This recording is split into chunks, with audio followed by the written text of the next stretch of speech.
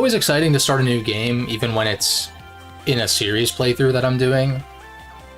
And even if it is Star Force 2, which is usually regarded as the weakest in the trilogy, from what I've seen.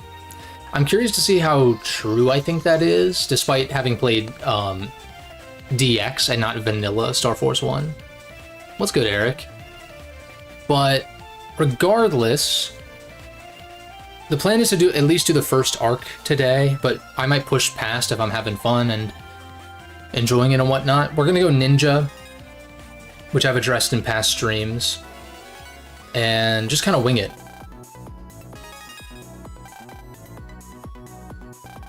Auto Brother is a system where, by inputting a friend's or family member's data, you can have that person appear in the game and become brothers with you. Okay.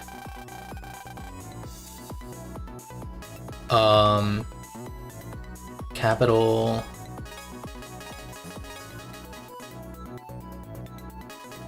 Yeah, starting Star Force 2 today, which is pretty exciting. Tell me more. Type? Oh. Man, I guess. Young man? Is late 20s young? Is that considered young? We'll say young man, just to make myself feel a little bit better.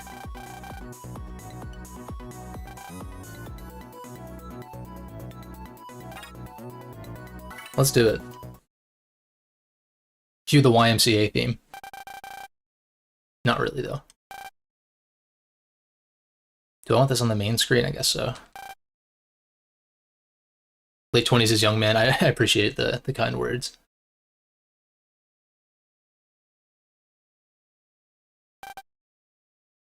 Fifth grader who lives in this future society. We live in a future society. Terrible jokes, starting things off strong. Oh, so we're gonna get a little recap.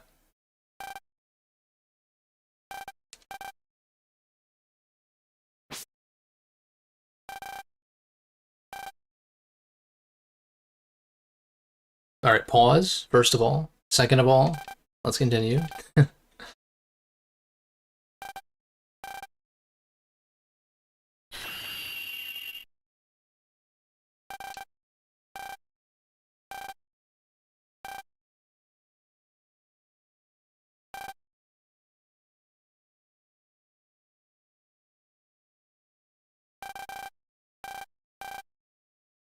Unbeknownst to the people of Earth, that peace was about to end. So I do remember certain things about this game, but like the actual moment to moment of what, like why these events were happening, I literally have no clue. I don't recall anything about that. So we'll take the story in stride like I did with Star Force 1. Only 2 months. Oh wow, he looks a lot more cheery now.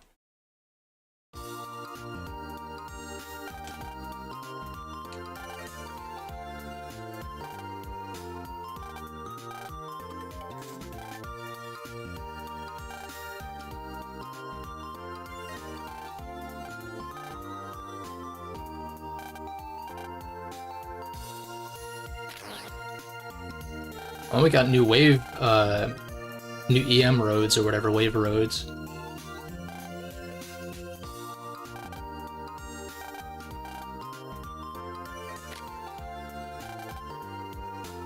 Wait, how does Sonya see Lyra, though? Or does she just hear her?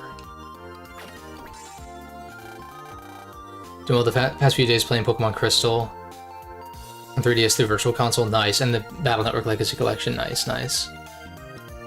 Yeah, I quite enjoyed that they put the first 2 gens on 3DS Virtual Console. I wish they'd do stuff like that more.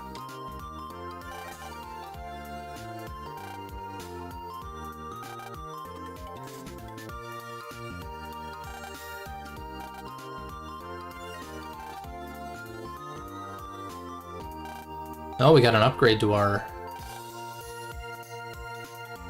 transer. It's now some other device.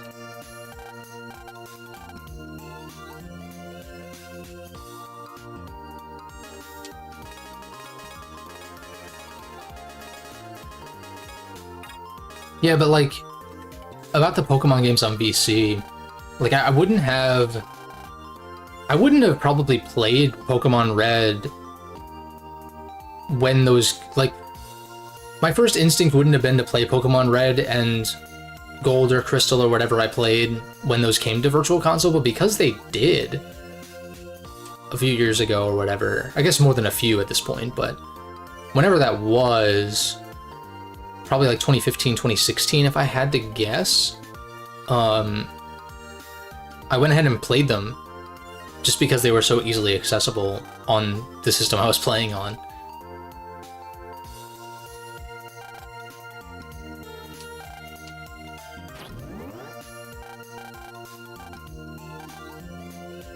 Because normally I would just opt for the remakes.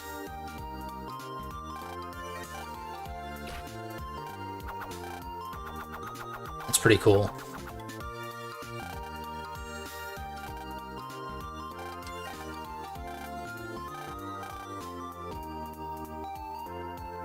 Okay. I'm digging the UI so far. Exciting stuff. I mean, well-designed UI is harder than people like to say. The worst one, your favorite. Yeah, we'll see. I mean, the worst one in a solid trilogy. It's been so long since I played this. But then again, Kid Me didn't finish it, I don't think. So, that's telling. Because I played a lot of mid back in the day. Well, I played a decent amount of mid. I played some all-time classics, of course, too, but...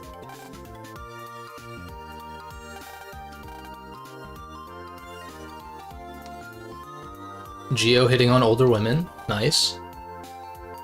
Still on BN1.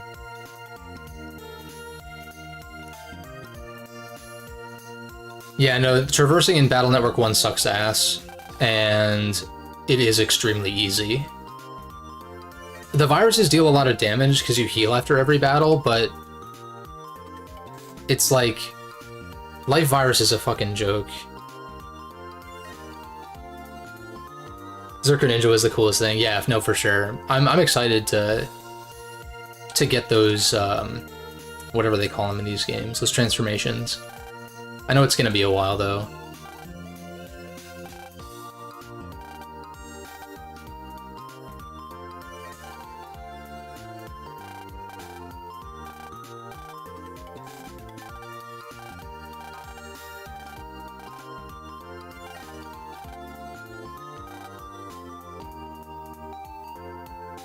Oh, yeah, I mean, it for sure gets better. BN2 is such a huge improvement over BN1 in pretty much every way. And BN1 isn't even that long. It's like really short if you just do the main stuff.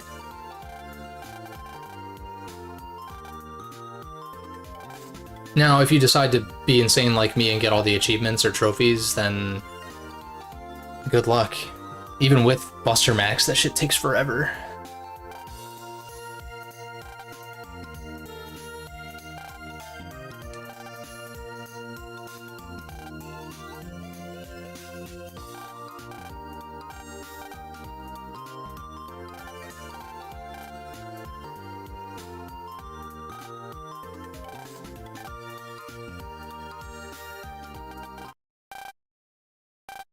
Hmm?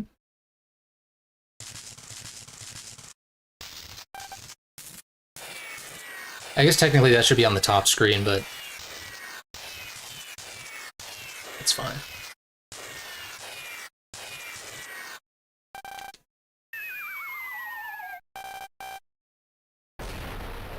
Well, shit. That seems targeted.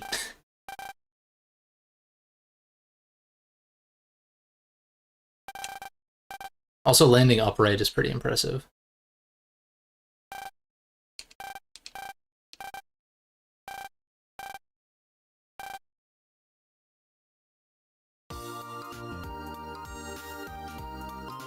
Yeah, I agree. I think that's Oh, take a closer look.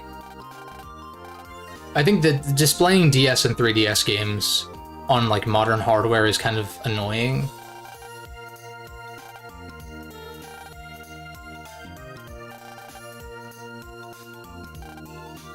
And it makes the games kind of inaccessible in a way too.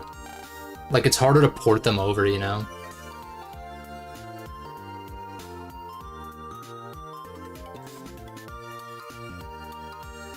It's like they were made for Pokemon games, yeah. Yeah, I guess it helps when like the bottom screen is just menus and maps and stuff. Your Pokemon team below camera, yeah, right, exactly, yeah. Facts.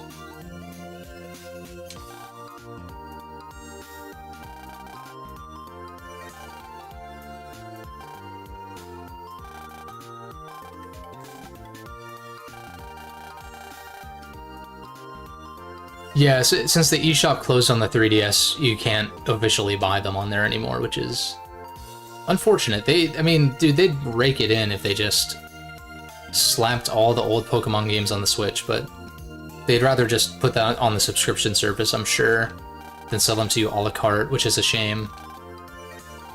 But I'll just stick to emulation.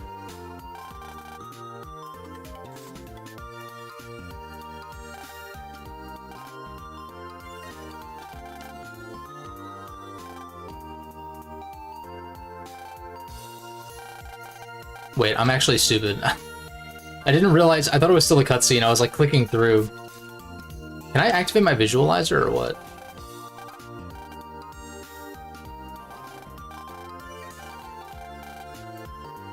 I was literally just mashing A to try to get through the dialogue, not realizing I was triggering it over and over and over again. Yeah, we get it. The adverse chip is cool. We get it.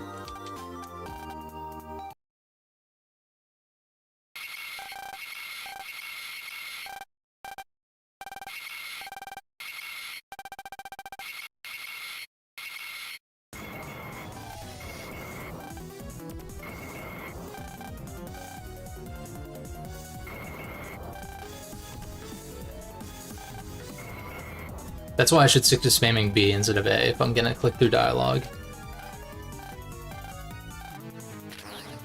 Aha.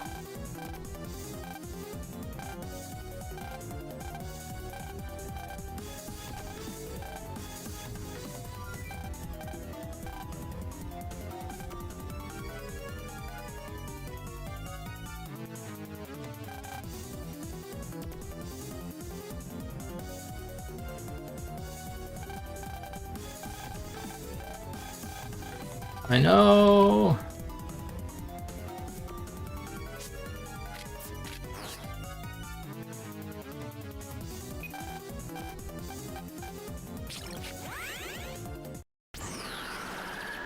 Yeah, it would be nice, but oh.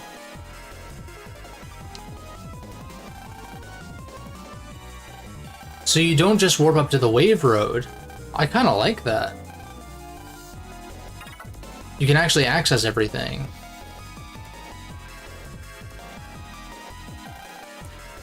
I have a feeling that if anything, Nintendo will add... I mean, like, we'll see if they ever add, like, Gens 1 through 3 on Switch Online. But if they ever add DS games, I think that would be the way they would do it instead of like selling them in a collection or a la carte, which sucks. So I'm just really not a big fan of subscription services for games.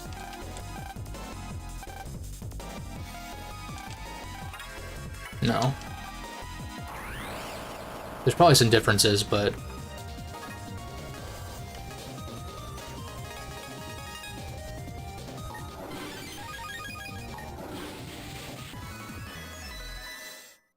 okay.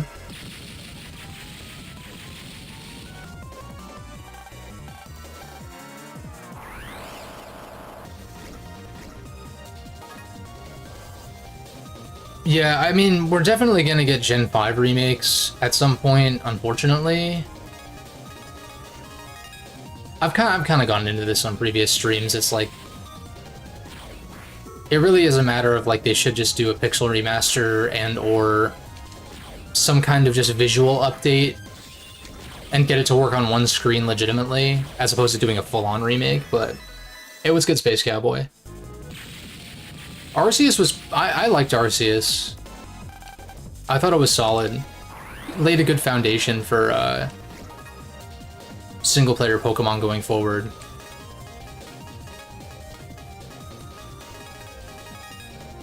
Even if it is just relegated to that sub-series specifically. And I'd be down for a Legends Kyurem. I mean, I think that's what they would call it. And that way we get to see the original dragon and all that.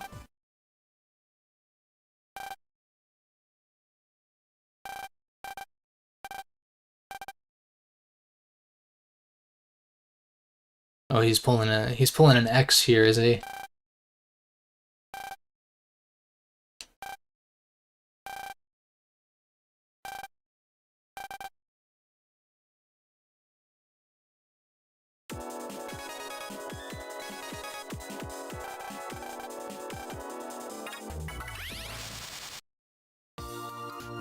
Yeah, I think they should be... Yeah, dude, if they remade those with 2D sprites, like if... Oh my god, dude. That would be so incredible. I'd love that.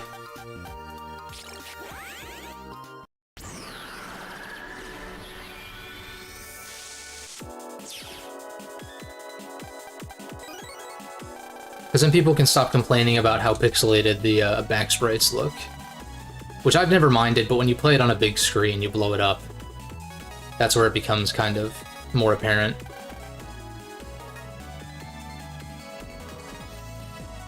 Yeah, I like the UI a lot better so far.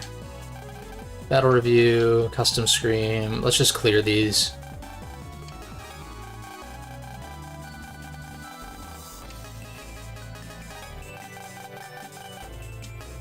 I never fully got used to using the shield in the previous game. But hopefully... Interesting.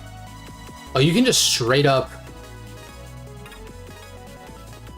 You can just straight up type?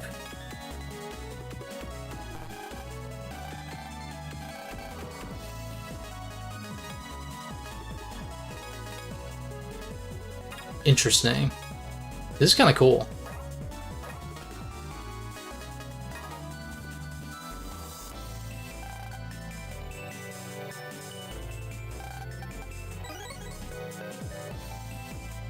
Why does the USA and Pokemon have a monarchy? Well, I don't know, but I'm kind of here for it though. Maybe they never seceded from Galar or something.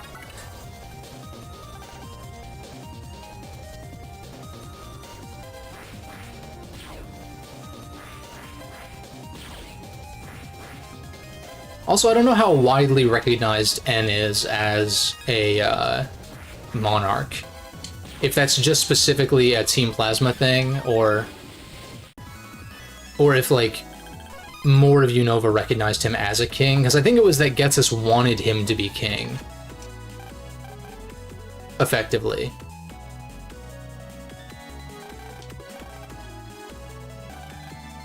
You don't need to go there. Don't tell me what to do.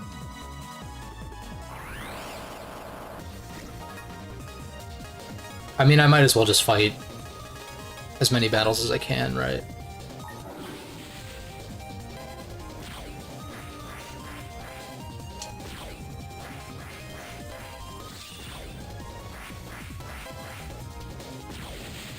Hope they continue Legends series. No, for sure. Like, I've kind of gone into this in the past on, like, what in the hell am I supposed to do then? Oh, they want me to just pulse out. Okay. I want to explore, but whatever.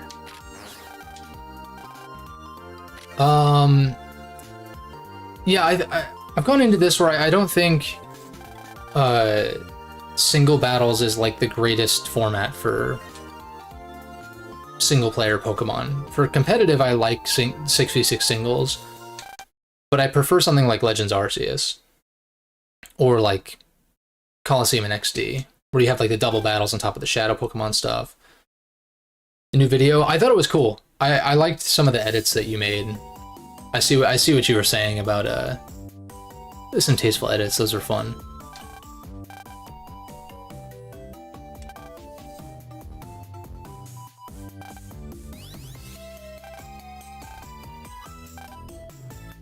They changed the theme for these guys. But I'm thinking about, I've gone back and forth on if I want to do like another mainline Pokemon tier list.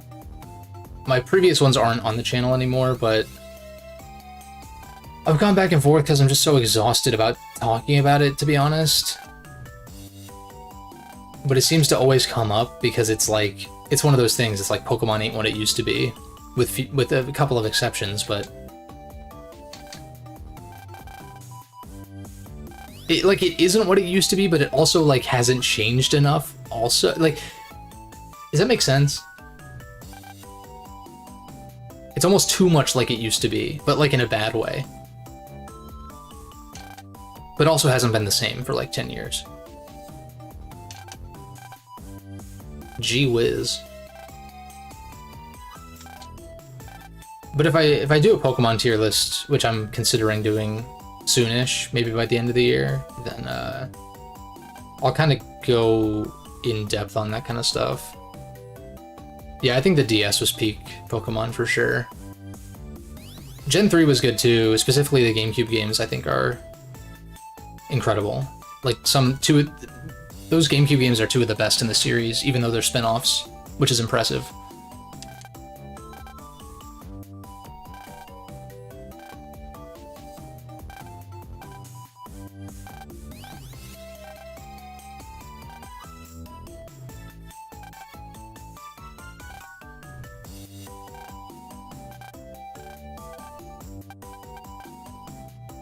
Stadium 2 is cool. Yeah, I actually quite enjoy like doing the gym leader castle in the Stadium games, particularly Stadium 2. And the animations, yeah, I mean, that's the main thing that makes Coliseum and XD stand out, is they used the Stadium animations and models for Gen 1 and 2 Pokemon. And then, which explains why they look a little bit not the best in the GameCube games, like lower poly than the Gen 3 models, but they're so much more expressive than what we have now.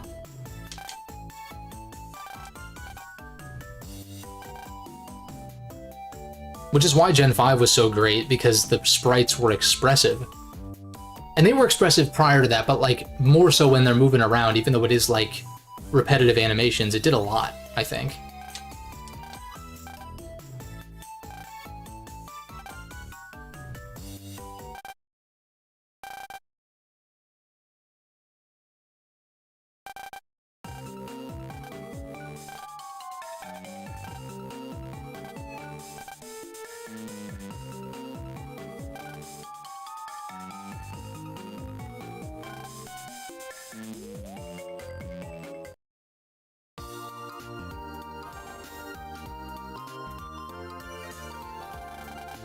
Oh god, this Zach looks so fucking smug.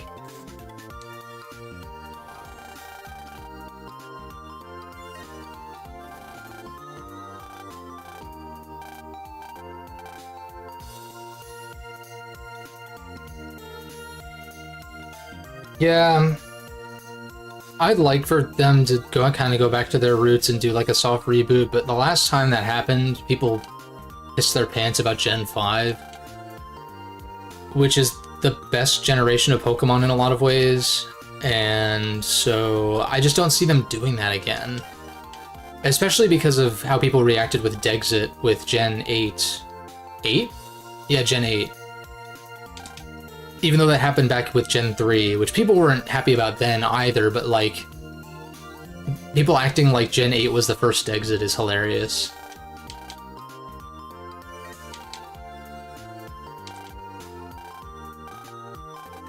Also, I don't really care about Nat Dex. As long as the regional Dex is strong, like, that's fine with me. Which, it wasn't that great in Sword and Shield anyway, but DLC helped with that. Which I didn't play. But I know it did, just based on the pool of mons that were added.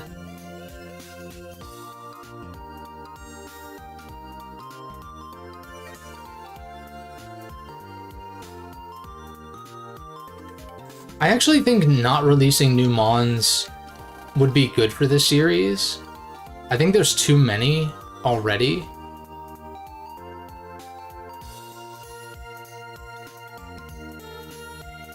Like, it's really the Pokemon Company demanding that they make more Pokemon so that they can sell more merch and cards and shit like that. In my opinion, though, I think doubling down on what we had for the first 6, 7, even 8 generations, or whatever you want to call it, let's say 9 at this point, doubling down on the pool of mons we have there, I don't know. It's cool getting new Pokemon, but it's like, it's happening at such a rapid clip these days that I think it's getting to a quantity over quality kind of thing. I like how Mega actually follows us around.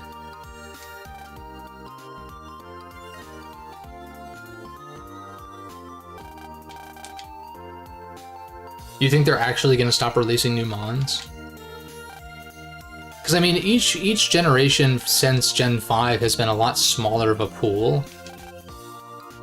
I don't know the exact number. Like, I had those numbers ingrained in my brain, right? 151, 251, 386, 493, 649, I think, for Gen 5.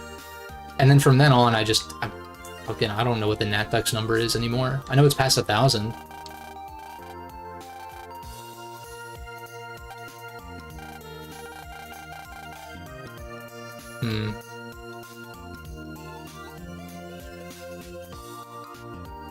Yeah, Gen 6 was a particularly small pool. Also, kind of one of the weaker batches, too, in my opinion. Aside from, like, Megas, which were pretty well designed. Well, the Megas have grown on me, but I think it's because Mega Pokemon have been around for, like, 10 years. Or at least have existed. I wouldn't say been around, because... Yeah, no, like... I think X and Y remakes could actually go kind of hard. Because we never got a Pokemon Z. Because X and Y, like... The newer Pokemon games have made me kind of appreciate Gen 6 more, even though I kind of looked at them with some disdain, like, closer to when they were new-ish. But, like... A Pokemon Z could have fixed at least some of XY's problems. But that's the thing, like, I'm a big Gen 5 fan. You know what I'll never understand? Well, I guess I understand it to a point, because people don't want to emulate or whatever. But as a big Gen 5 fan, I actually don't want full-on Gen 5 remakes. But because I don't like Gen 6, I actually do want full-on Gen 6 remakes.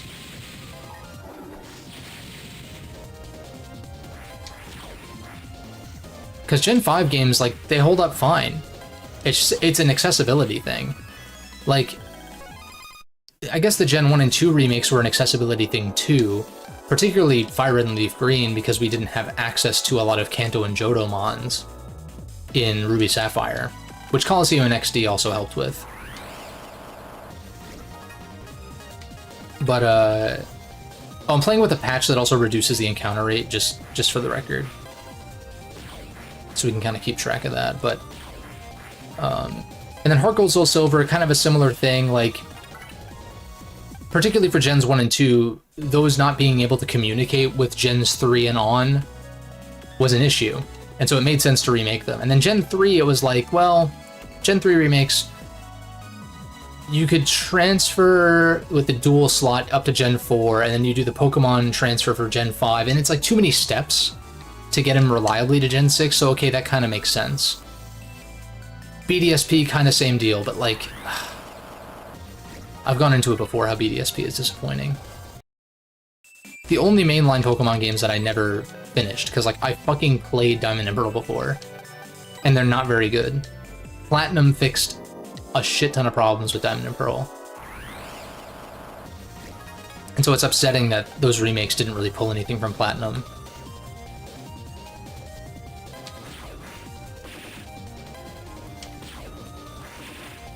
And also they kind of didn't look very good either. I don't think the chibi translates well to 3D. It looked fine with 2D sprites, but...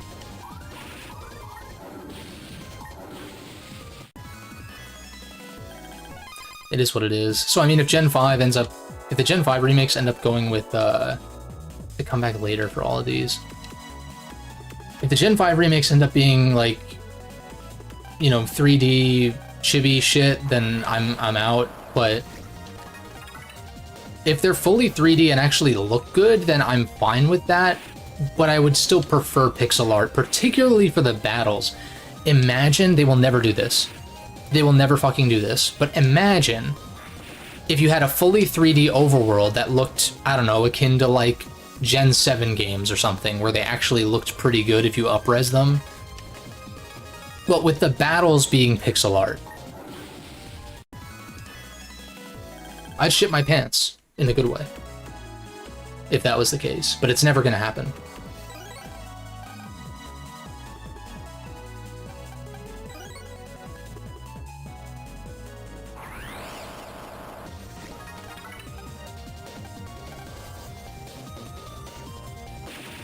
Black and White 3? I'd be more down for that than remakes, TBH. But I think that a Legends game could be like kind of that equivalent. Even though it's not a sequel, it's like it could give us like the whole point of Black and White 3 would be to see the original dragon. Oh, whoops.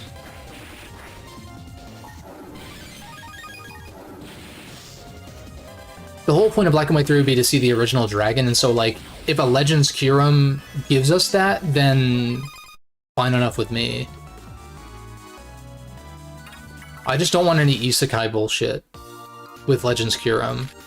Don't give me a fucking phone.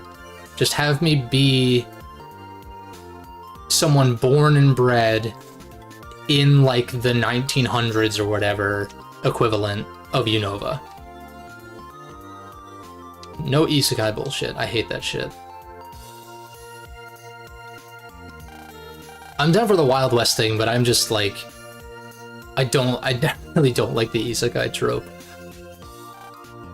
It's something I can ignore to a point. Like, I enjoyed Legends Arceus despite that, but it would have been better, in my opinion, without it.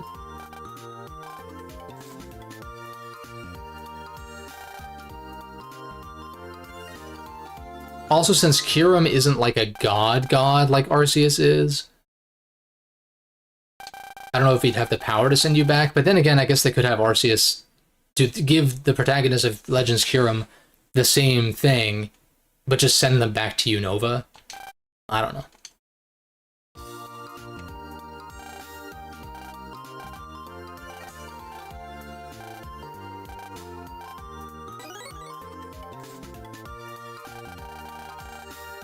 Yeah, I'd be super down for that. And of course they have the whole thing with, what is it, Ingo, or... was it Ingo or his brother? This Battle Subway dudes. One of them was in Legends Arceus. Because he got warped out of time somehow. Through like some kind of wormhole.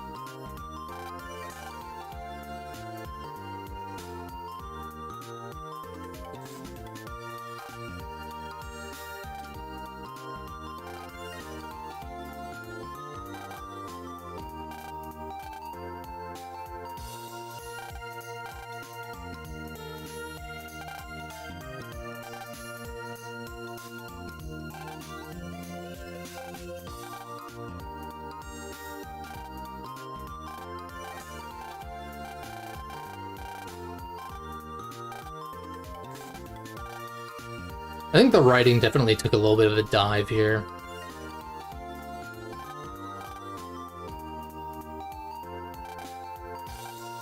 Maybe more than a little, but...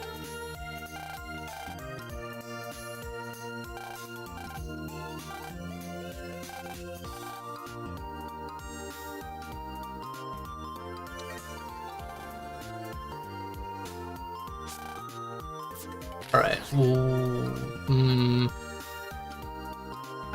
I'm gonna stop trying to explore because they keep telling me not to, so I'll wait until the first arc is done. God damn it. There's a mystery data and shit. I wonder... That's a pickle? Why are you watching Rick and Morty? The fuck? Like 10 years before that was even a thing.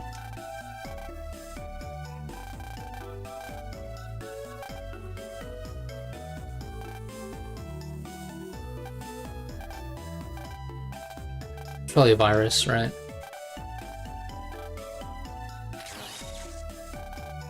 Oh, they're gonna show me how to go into comps. I see. I'd also love a third Shadow Pokemon game like Colosseum and XD, but that's never gonna happen. Masuda or one of those guys expressed, like, not having interest going back to those, which is like... It's like I've said in the past, I bet I can almost guarantee it's because they're better than what they're making now. And they're ashamed. Maybe not. Maybe that's a little bit too far, but like, I think that if they put those out, it would be embarrassing. Looking at the quality of, particularly the animations and the care that goes into like the narrative and the atmosphere and like, even just the texture quality, for fuck's sake. Like, you up-res the GameCube game's textures and it looks significantly better than up-resed Switch Pokemon games textures. That's ridiculous.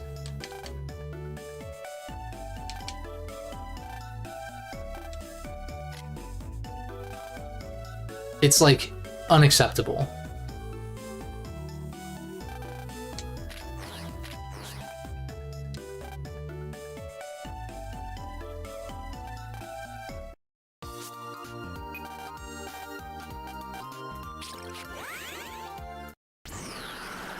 And I like, and the thing is, like, I kind of enjoyed my playthrough of Violet, but like, reflecting on it, it's like, I can't, man. I can't defend those games in like pretty much any regard except for some of the characters being written like kind of okay. But it's like, it's like a bright spot in a sea of shit.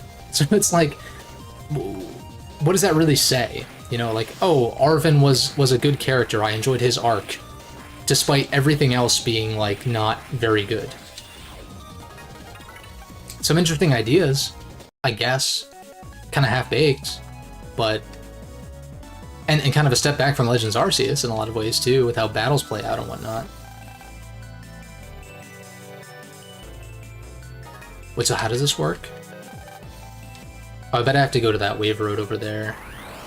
Probably. Or maybe I just interact with the TV from down here. Oh, it's up here, yeah.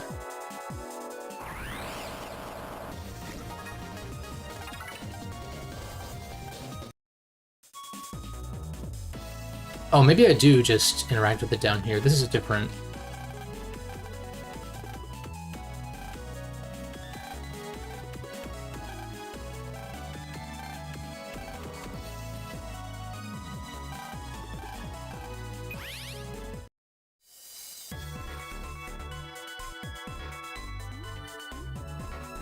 It's pretty dramatic for just a basic comp.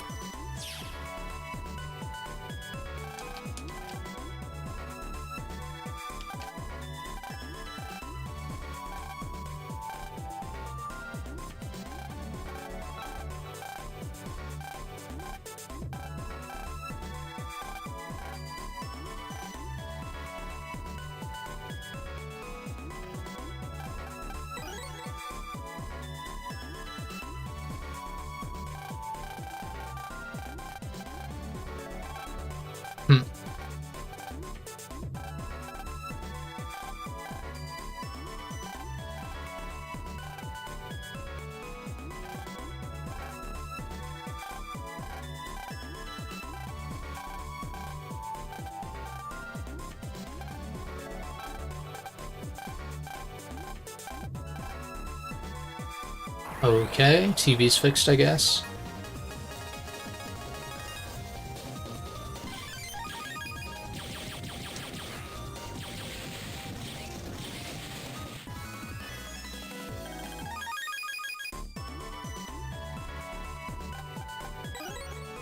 Back 10.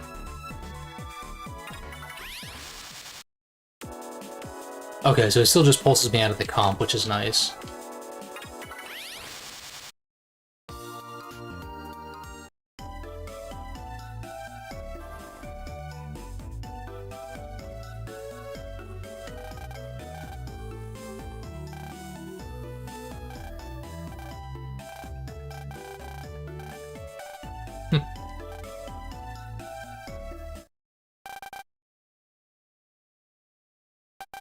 Whoops.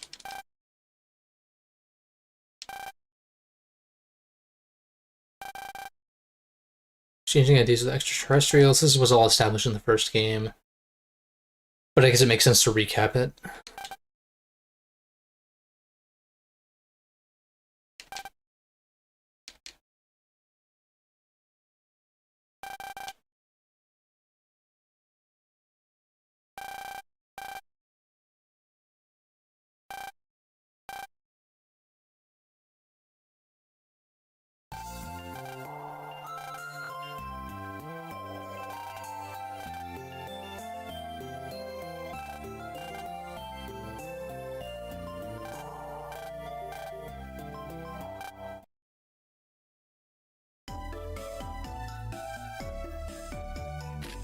Anything of note? I'd rather just wait until I can do a completely thorough exploration of Echo Ridge instead of like, you know, going to just the areas I can do now and then it blocking me off from a number of other areas too, you know.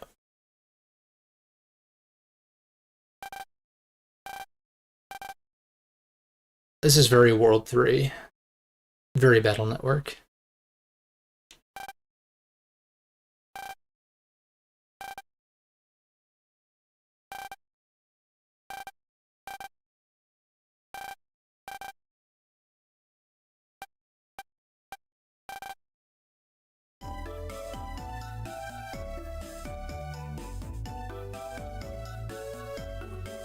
I at least played through to, I think, up to Terra Condor, or maybe past that, which is most of the game. I just don't remember if I actually finished it or not.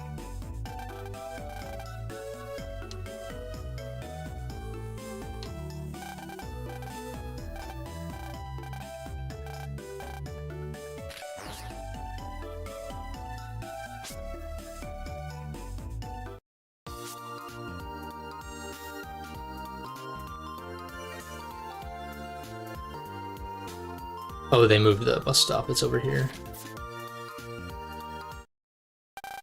Well, at least we get out of Echo Ridge a lot quicker this time.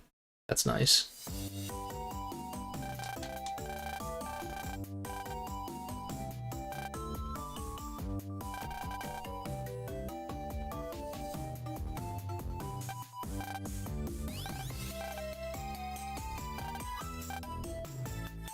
Burger Quest?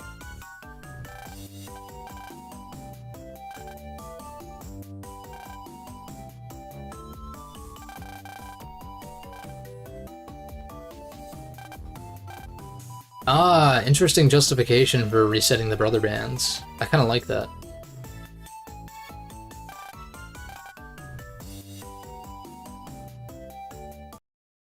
Uh-oh, tutorial time.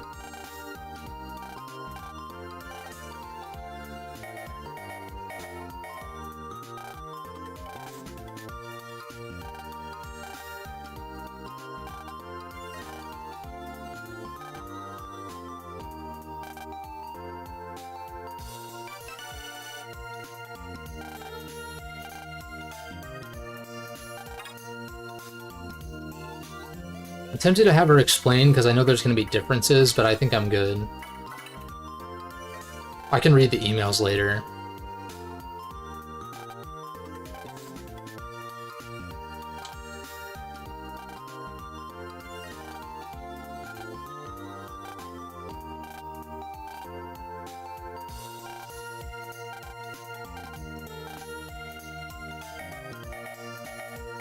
only 4 favorites this time.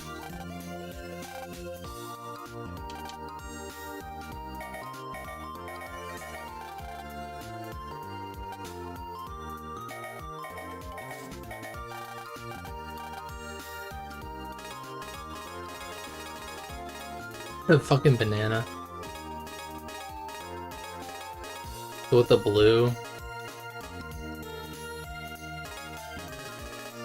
I don't know. I really don't care about this at all. How do I...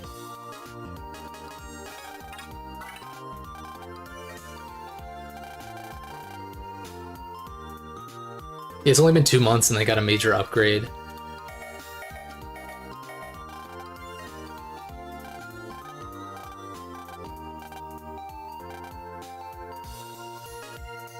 We'll just go with something basic. I really don't...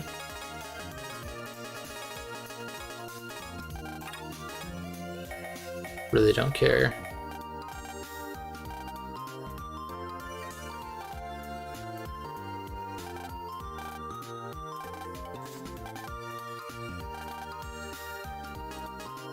Whoops.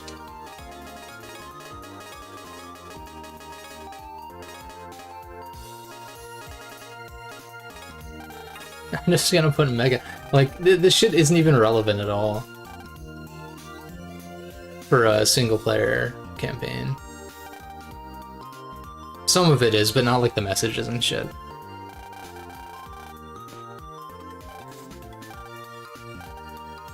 Oh, she's gonna explain Link Power anyway, even though we said no. People who are held in high regard by others have a high number. Did she just say hook up with someone, or am I tripping out?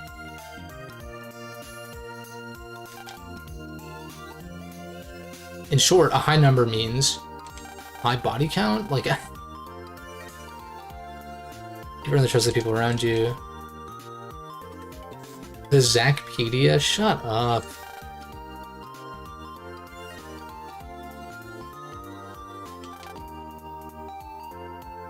Other countries without passports? Dude, this is like some dystopian shit, straight up.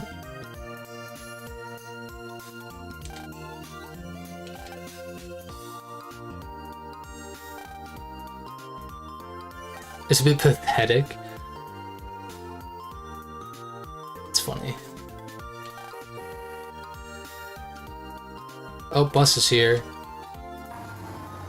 Guess we'll have to do that later.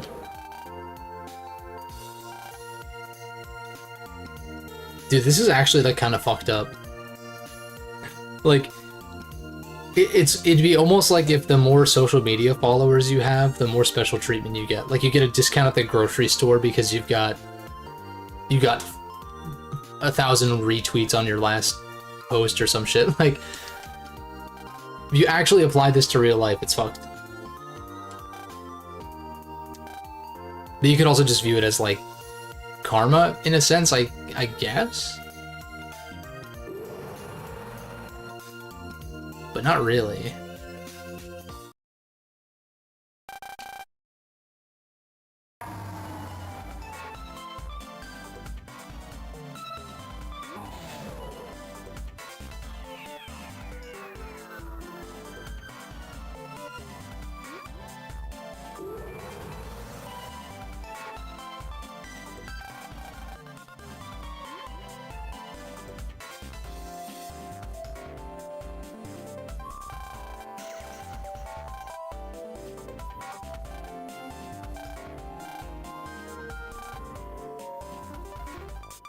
That's a lot of people, holy shit.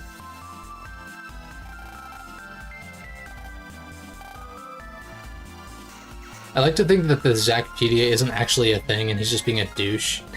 He's just like, according to the Zacpedia, aka my brain.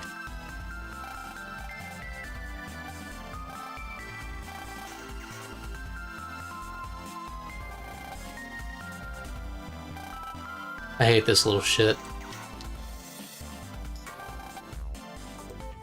Luna's at least funny with her, like, preppy brattiness.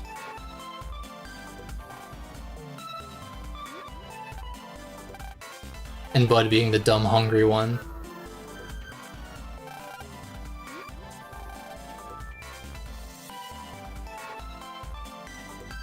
Anything back here? Nope.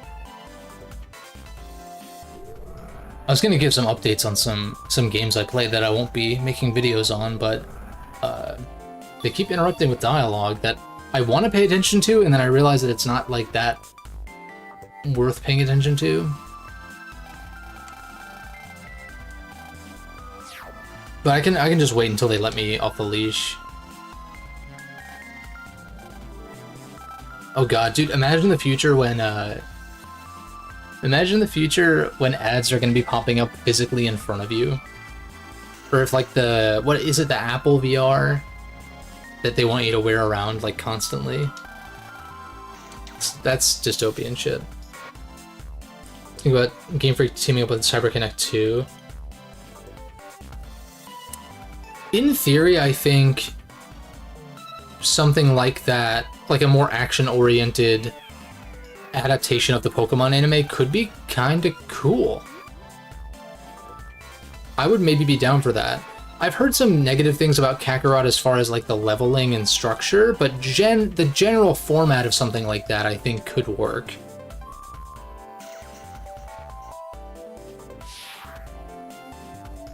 Although I kind of just want another Pokken because I haven't played the first one, but because the first one's been out for so long, it's probably super dead. But I would be interested in like a Pokemon action game to some effect.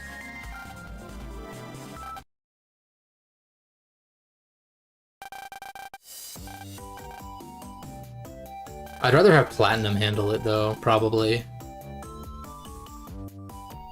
But I guess CyberConnect does handle the anime adaptation games a lot of the time.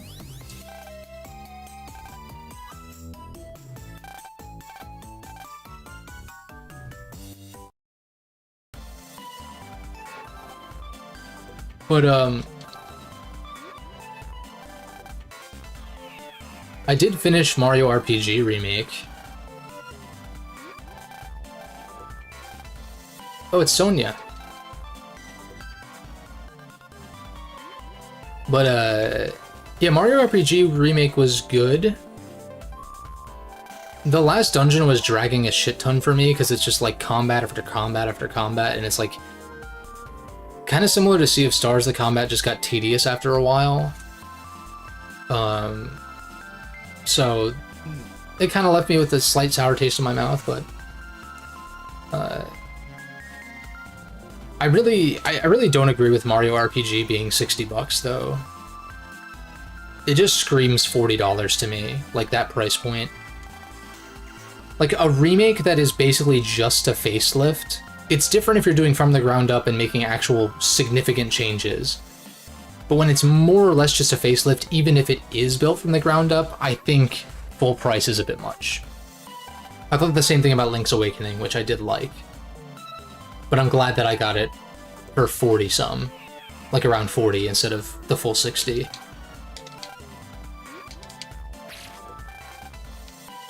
What the fuck? Leveling a Kakarot is decent. Yeah, I can't really speak on it aside from what I've heard, so I'll trust y'all.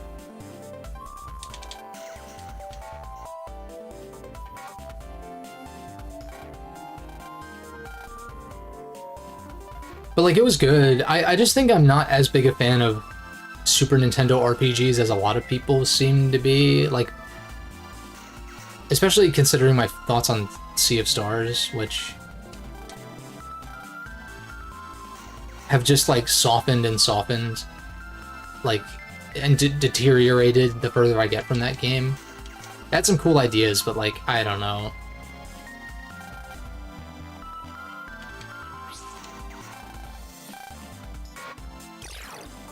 And same thing with a lot of Super Nintendo RPGs that aren't Final Fantasy VI. But I would also need to replay Final Fantasy VI, because we're coming up on like 4 years since I last played it. Is that a Rotom?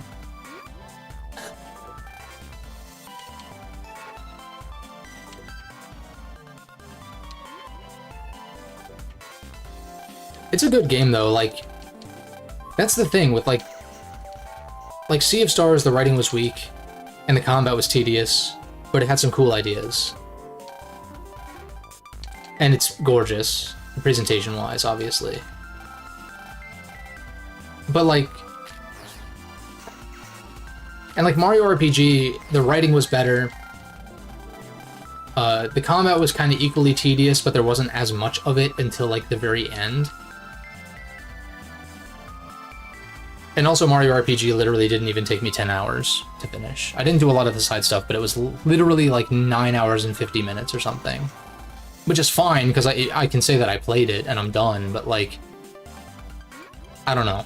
Not enough meat on the bones there for a full price release, in my opinion.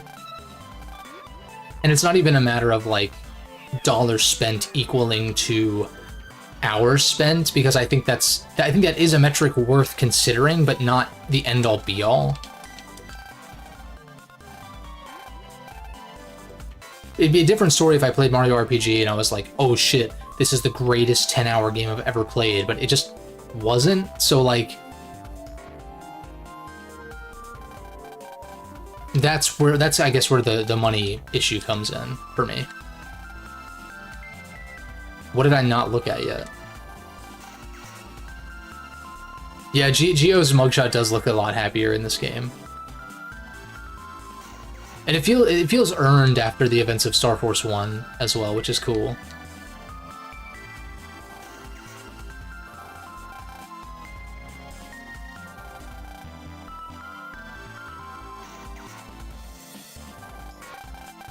This is like, that dude's like literally an alpha douche that we have nowadays.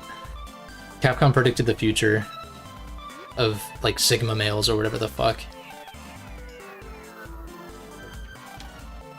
This shit's so stupid.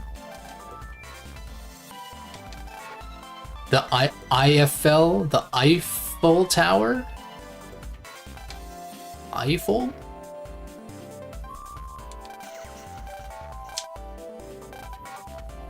But I did start Paper Mario 64.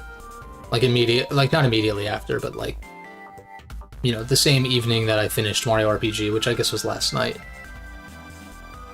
And I guess we'll see how I feel about that. I just wanted to get through Mario RPG and Paper Mario 64 before the Thousand Year Door remaster, remake, whatever it is. I can't tell what it is, if it's a remaster or a remake. Before that drops, whenever that's gonna drop. So that's a blind spot for me somehow, even though I'm a big GameCube fan.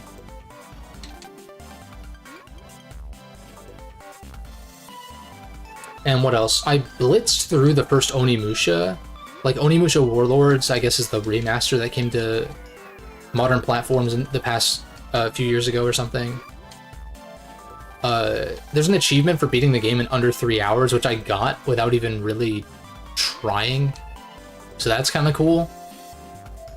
I can't tell if that means that I was good at the game or if it just means that that achievement is easy, but I had a generally good time with it. I heard that Onimusha 2 and 3 remasters were canceled, though, or something, which is kind of a shame. Because I quite liked it. Keiji Inafune had some his hands on Onimusha. I noticed that in, like, the credits or whatever. That's popping up on a virtual screen would be cool. To an extent, but, like, it's just gonna be intrusive. But it'll probably be like we're all gonna have headsets, walking around like drones and shit. Do you know why?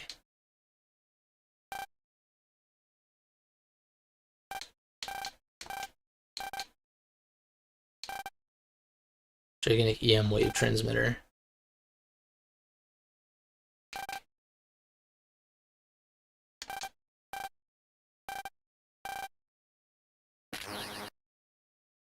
Dude, I love how much of a dork Geo looks when he puts on the visualizer. But Onimusha was cool. It's like very Resident Evil, like classic Resident Evil, but with samurai. So that was kind of cool. I liked that. And it wasn't very long either.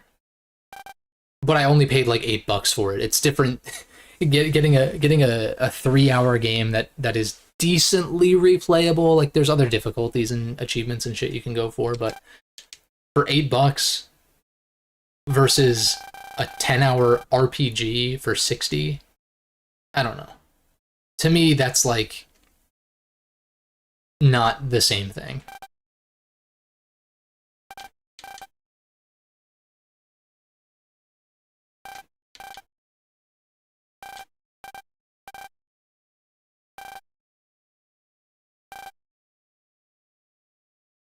And for my next trick, I'm gonna make this building disappear. Is that what he's getting at?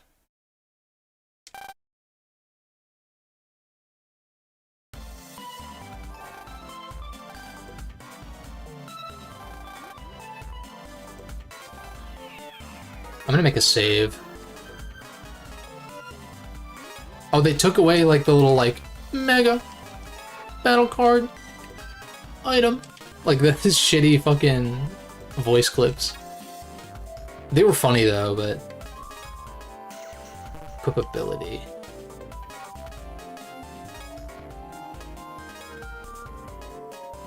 Can I set my favorites through here still? Yeah. Slim pickings right now, but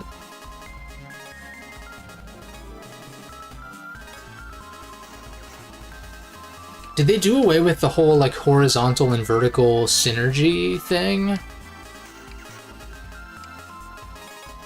in this game? I couldn't tell. Put these in here. Here, PET design. I'd have to look at them. I mean, I'm a big Proto Man fan, so that's the first one that comes to mind. Unless you're talking about like which game, because I've never really paid much attention to the details of that kind of stuff, TBH. I think Paralyzed Plus, I mean, it's okay in the early game, but like, we've got plasma guns, which do the same thing but deal damage. So ideally I'd want to pull those. Both. I'd have to look at them. I can't think of any off the top of my head. I like the idea of these having synergy with anything. And then maybe like... Invis is already synergistic, maybe like... this, just in case. My folder's gonna be dog shit for a while, so...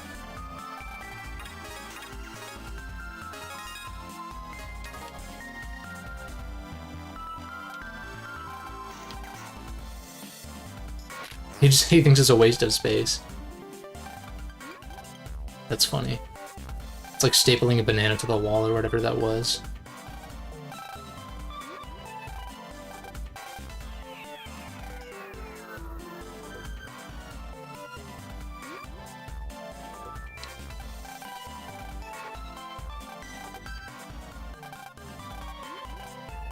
Oh, it's the parasol from BN3. Battle Network taught me what a parasol was. Obviously, it was just an umbrella, but like, I don't think I'd heard that term aside from like BN3 and I guess like Smash Bros with Peach's umbrella, or like Super Princess Peach, which I did play back in the day. What do I need to do? Look around the Eiffel Tower.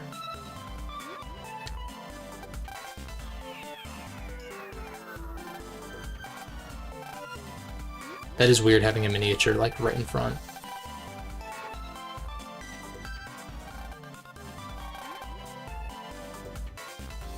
I'll deal with the exploration later, as I was saying. Yeah. It seems like checking comps is going to be less tedious, which is good.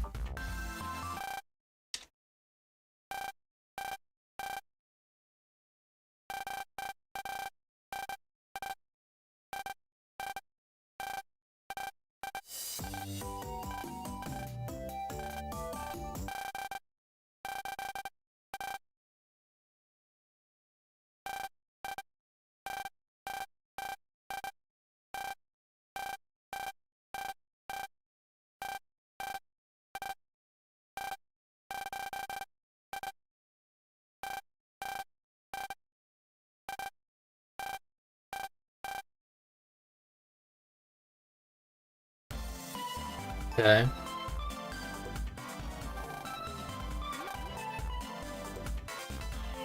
It's gotta, well, I guess it doesn't have to be up here, but...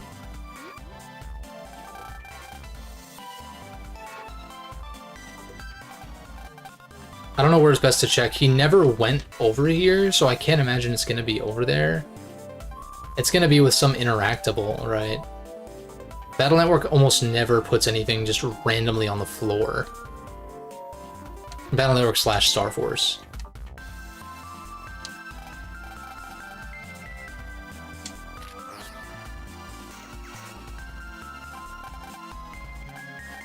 Should probably talk to the NPCs too, just in case.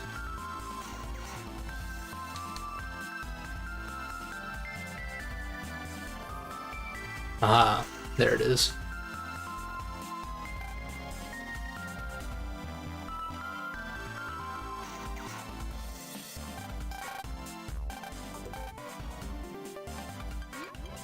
Wave pulse in, boy.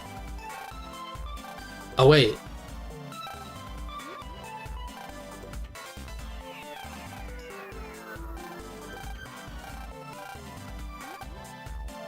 Skyboard, huh?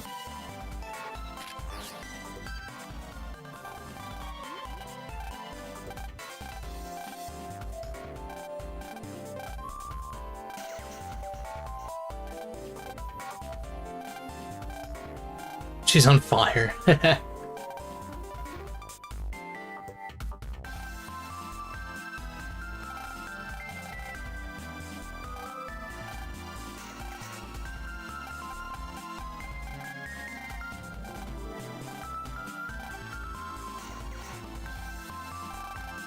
Suit yourself.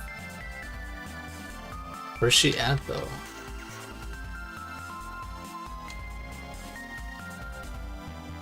She's probably on the lower level, if I had to guess. Hopefully.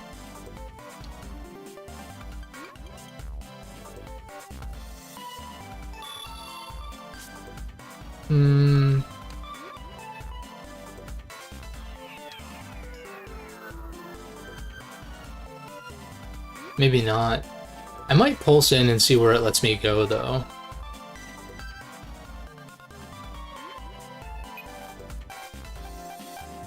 What else have I been playing lately? Gravity Circuit continues to be good. Like, real good, actually. I was thinking to myself, oh, whoops, I forgot walking into this was enough to pulse out. On average, like, once a year or so, not every year, but, like, most years, there will be, like, a side-scrolling platformer, like an indie, or at least something of an indie scale, like Sonic Mania, which is not technically indie, but it's in that vein, a 2D pixel art side-scroller, that I really get invested in, and I'm here for it.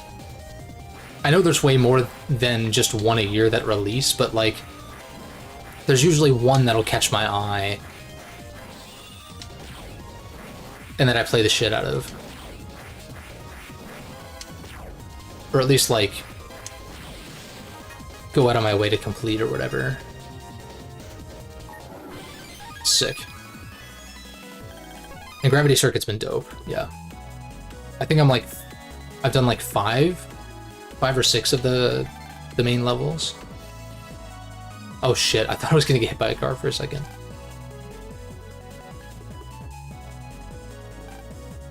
As far as I can go. But that's been good. Paper Mario, like I said, I just started. So I'm curious to see where that goes. I really like it aesthetically, though. Yeah, that's pretty hard to land. Let's, like, not die to random-ass enemies, though.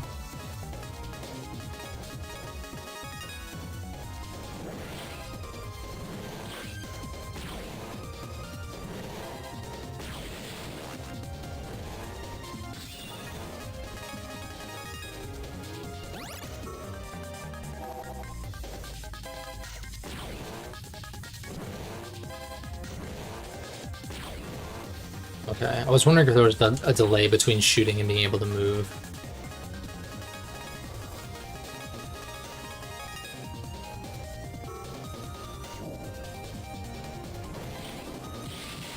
clean.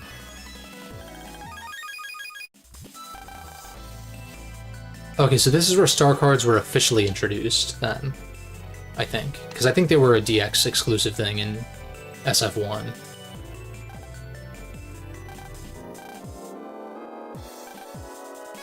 And, I guess the main game, I'm still chipping away at Thracia 776, but it's good. I just haven't been, like, focusing on it as much.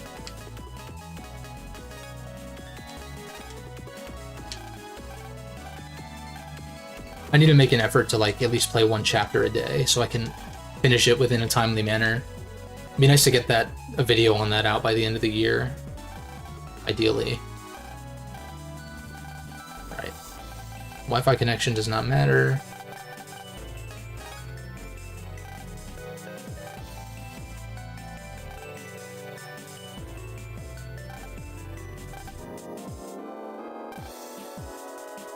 Okay, they passively increase the attack power of any card in the folder with the same name. You can only put up to 3 in a folder. You can put 2 of the same star card. That makes sense, yeah. That's cool, though. Definitely a big improvement over vanilla Star Force 1, mechanically.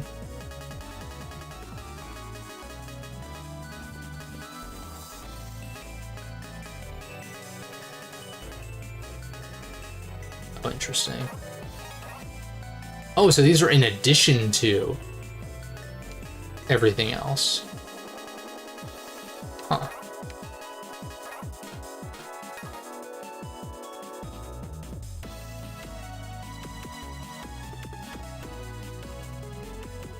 That's kind of cool. Although I'm missing out on... Looks like mystery data over there. Probably not going to let me pulse in over here, though, so... What did? Ah! Cover 30. These are the merchants now, okay. Cloaker. I'm going to save up for, like, HP mems for now. I mean, like, maybe a large energy would be good. Nah, fuck it. I've already got, like... I picked up, like, 2 or 3 small energies from mystery datas anyway.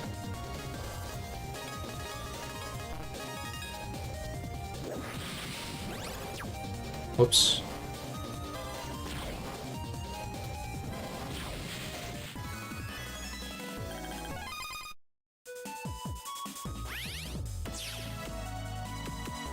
I like the pulse animation.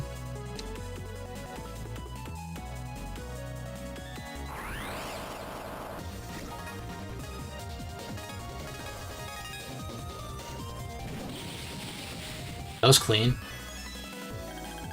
Sick. That's more star card synergy. I really want to cut, like, my worst, like, my non-offensive cards probably first.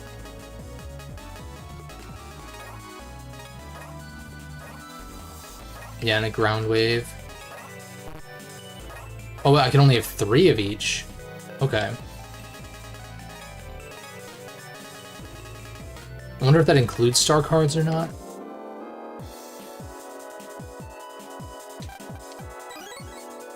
Oh. 5-shot Vulcan attack also ignites... It ignites your rear? That sounds like a big downside.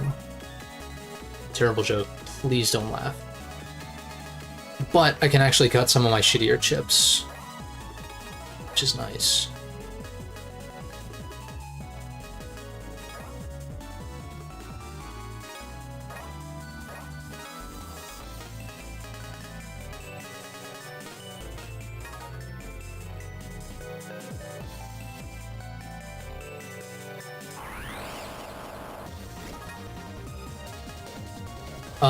I think I have room for...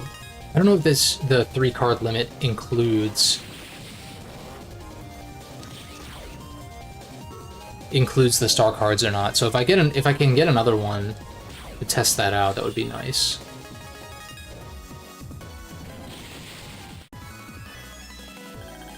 Nope. 150 Zenny is nothing to sneeze at this early, though.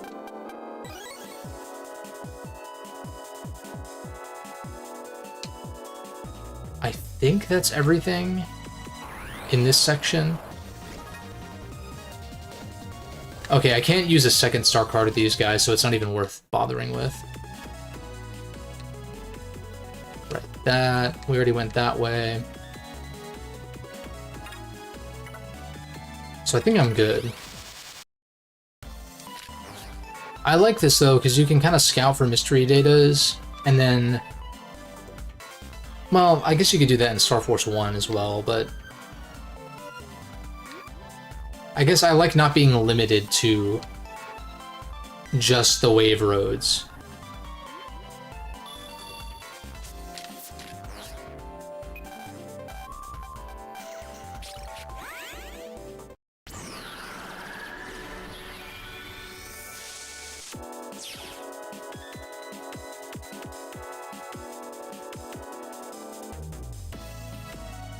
Oh, what's back here? What the hell?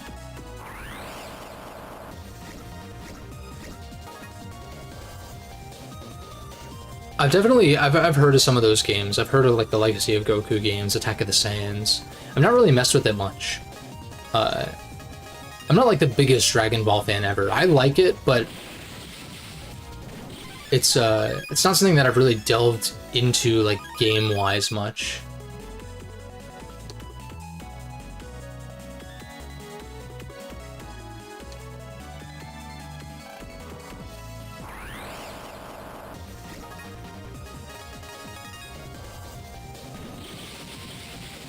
It's pretty nasty that it hits back row twice. I like it though, because then I don't have to wait for those guys to move.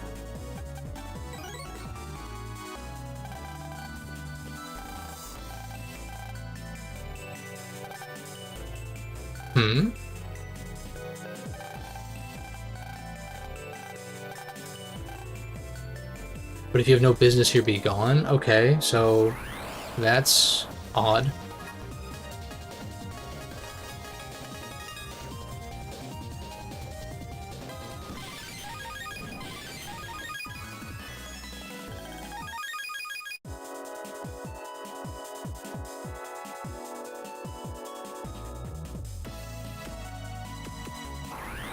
You know what I like in RPGs is when you enter battle, or when you exit battle, and the exploration track continues from where it left off. I like that a lot.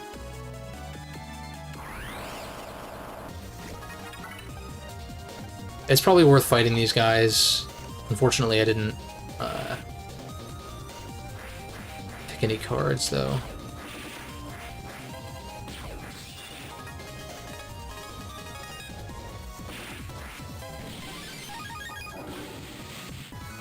But I got a double, so that probably, yeah, that helps to make up for it, for sure.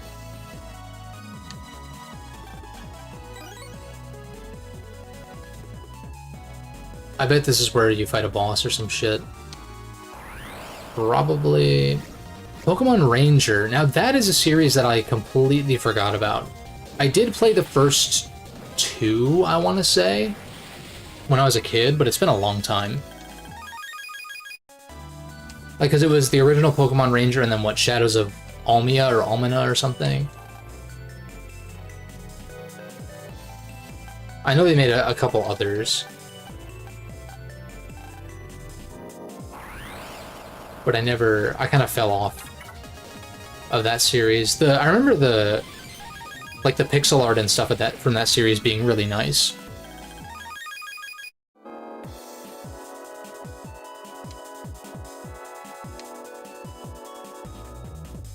Maybe those games are worth checking out again.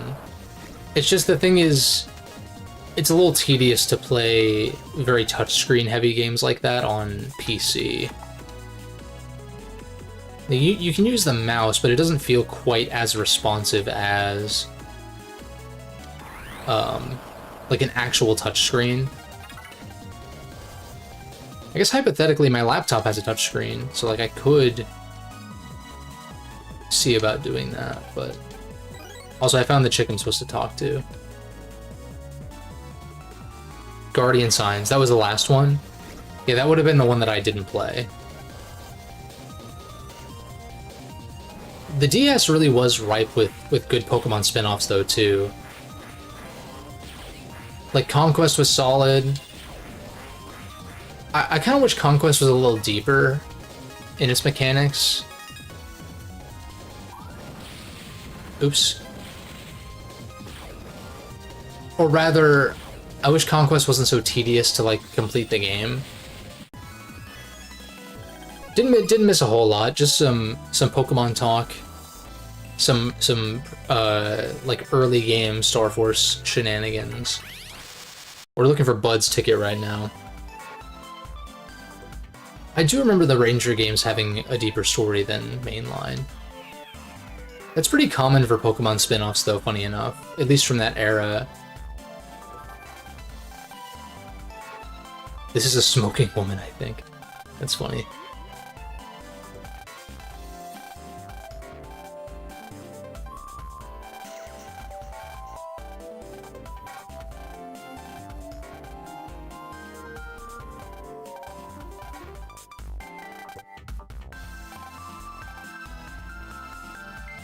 Alright, I was literally in the wave world, but sure. Also, I should check out these comps if I can. Also, Gustavo, I did mention that I finished the Mario RPG remake. It's a solid game, but $60, I don't know about that. Took me less than 10 hours to beat it. Barely, but still.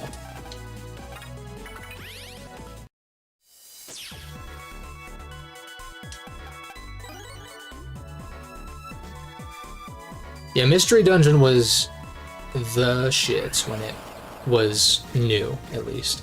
Like, Explorers of Sky was awesome. And then I never played any of them after that. I played Red Rescue Team, which was the Game Boy Advance one, I think. But never had an interest in the remake. I'm like, no, I know it was fast, because the game's fucking short as hell. And, like, the combat is, like, kind of tedious, sort of like Sea of Stars, which I think just comes with the territory of the timed hit thing. Also, I think Sea of Stars was way more like Mario RPG than it was Chrono Trigger IMO. And there's, like, some side stuff you can do and some post-game stuff, but like I'm saying, like, I felt like the remake was kind of built... It's built around this meter that you build up. So, like, as you do the timed hits, you'll get, like, a combo going, which gives you certain buffs as you keep the combo up, and then that'll increase every, you know, X number of hits that you nail, both offensively and defensively. But I felt like damage output was maybe balanced too much around that. Either that or I would have had to grind if I didn't nail a lot of the timed hits. But it never really proved to be an issue. It's cute though, like the writing is charming and just like very basic Super Nintendo kind of not super deep plot or characters or anything.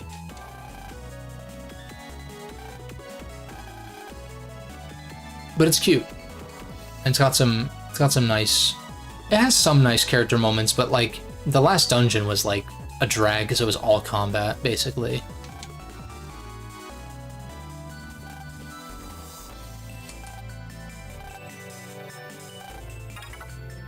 Wait, I did okay.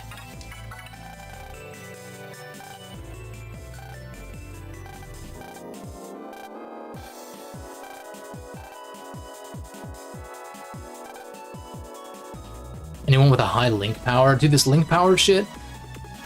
No, it's no good, dude. I don't like it one bit. It's like, it's clout chasing, literally. I hope they deconstruct it, but I doubt it, because Star Force 2 is not supposed to have the greatest plot, but...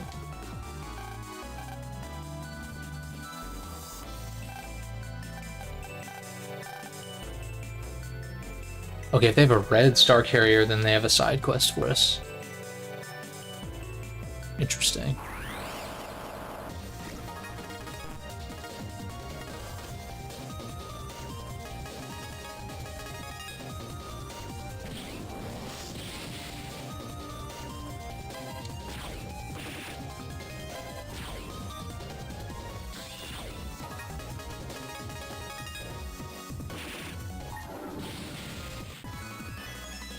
But I was also saying earlier that I started Paper Mario 64, which I've never played. So that's a pretty rare occurrence that I jump into an N64 game that I haven't played. Not that I've played every N64 game, but I feel like I've played most of them that are worth playing. I say most. There's definitely some that I'm not, but it's not really that hard to play a lot of the major N64 releases. Paper Mario is a blind spot. Even though I know that the series kind of goes to shit after the first 2 or 3.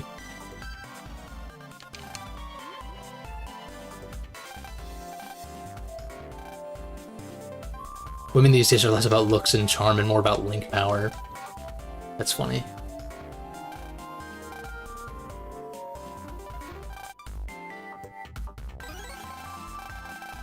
Mega, what are you doing? He's like floating around every which way. I think he was picking up the skyboard, but...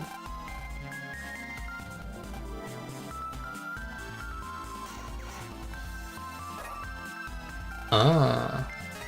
This is cool. I don't remember this. I'm kind of digging the gameplay changes they made compared to SF1 Vanilla, which is hard to determine because I haven't played SF Vanilla in a long-ass time. It's literally Rotom. Rotom board.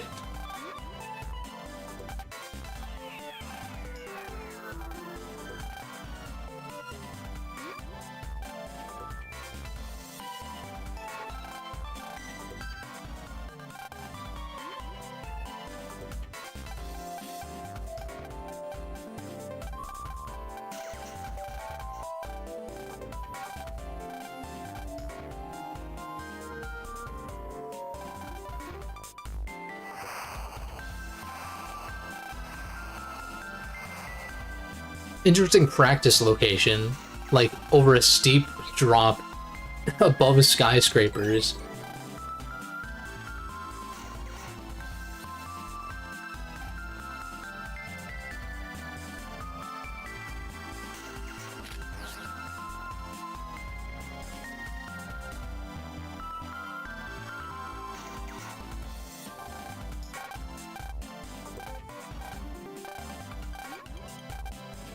I'm still waiting for there to be an indicator of which comps have mystery data and which don't. Which I don't think is present here.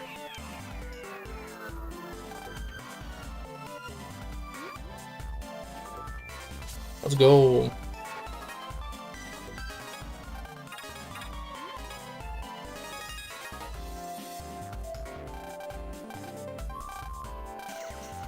Customers with link power 50 or more will... Okay.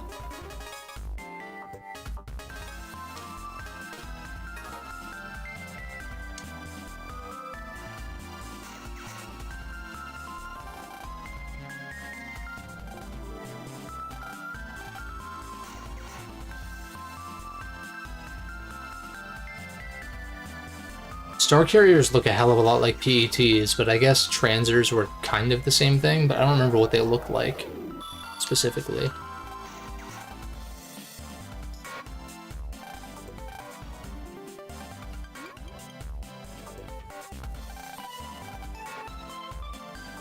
Look who it is.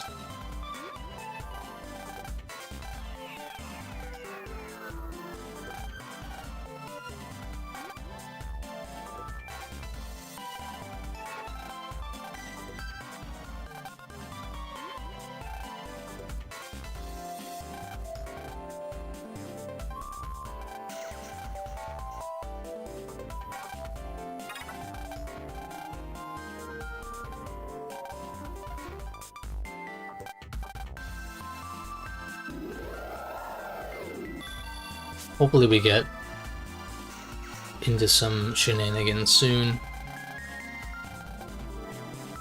Which I know is gonna happen, it's just I'm surprised it's taken like an hour and a half. But then again, SF1 was kind of slow going at first too.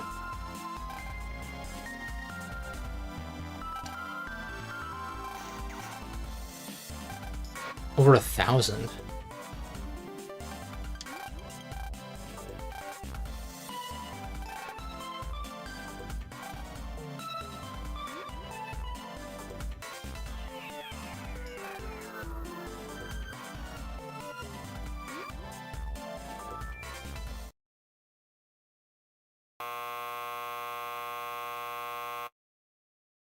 It sounded nothing like Ding Dong, just for the record.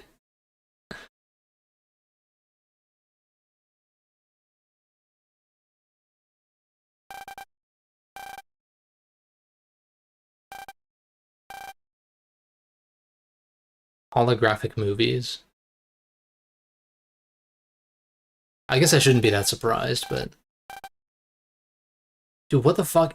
Please tell me the Zachpedia is something that he's just making up to sound like a smarmy douche. Because that's what my headcanon is.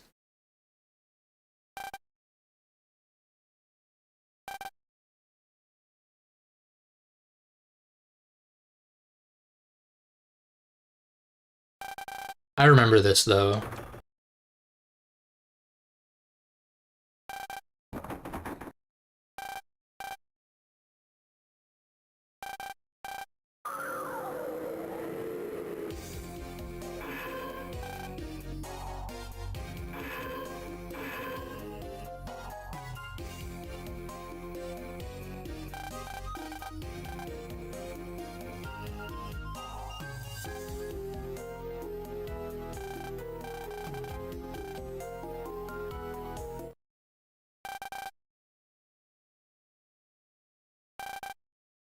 Oh god.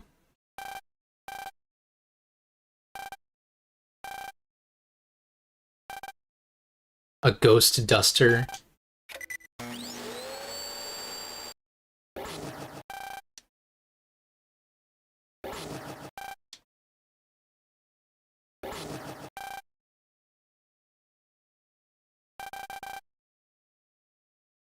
You just got dusted. Ba-na-ba-ba-na-ba.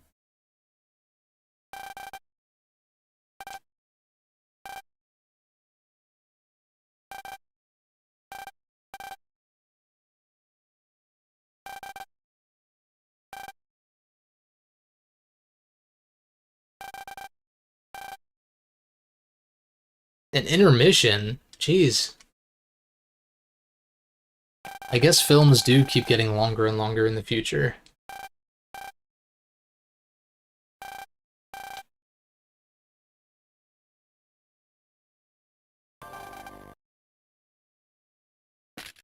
There's probably not much worth doing in here right now. Yeah.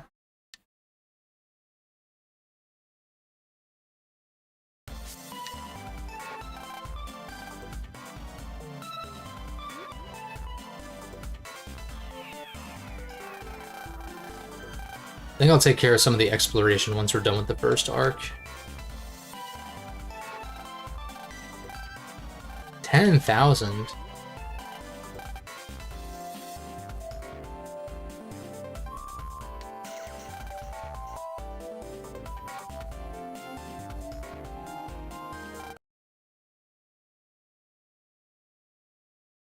It's this dude.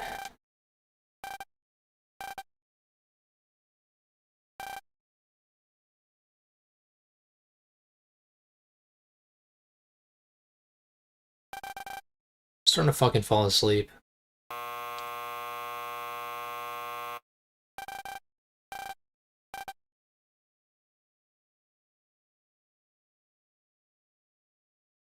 But we're about to enter, like, the first actual scenario, so... Should pick up, hopefully. Not that I'm trying to diss on the game this early, it's just...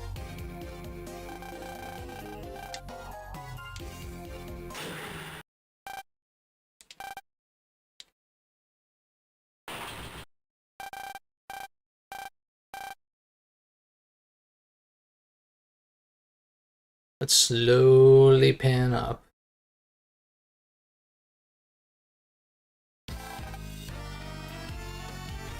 I don't like the way his mouth looks. Makes him look too goofy. Like what? I get it that it's like a whatever that type of mask is called. I guess kind of like a masquerade mask or like whatever, but it just looks like he has weird green 5 o'clock shadow to me.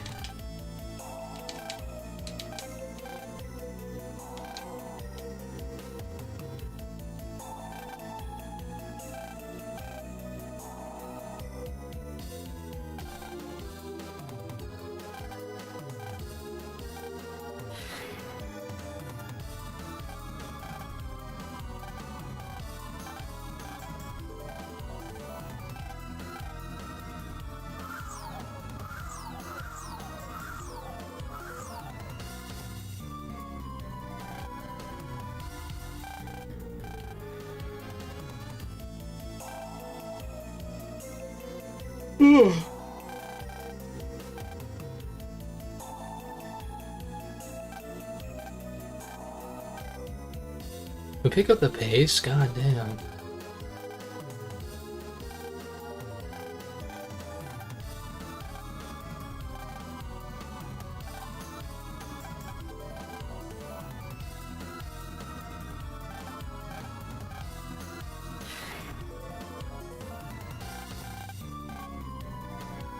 I don't know why Geo is just standing there. Like, go pulse in, dude.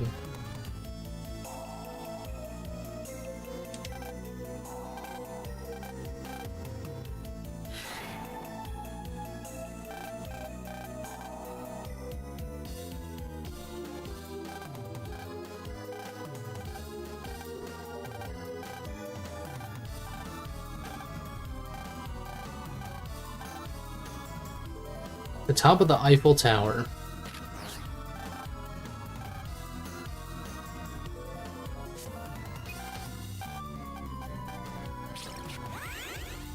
I like the ghosts on the other screen. That's fun.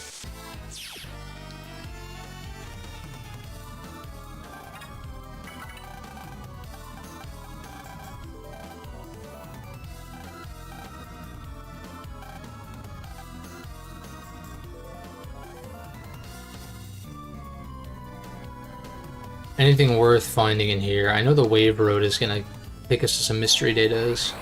Probably, hopefully.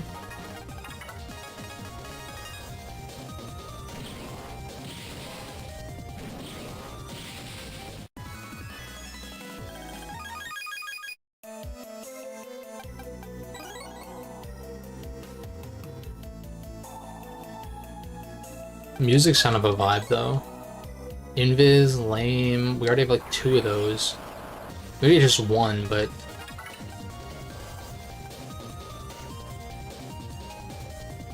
even so, 1 Invis is more than enough.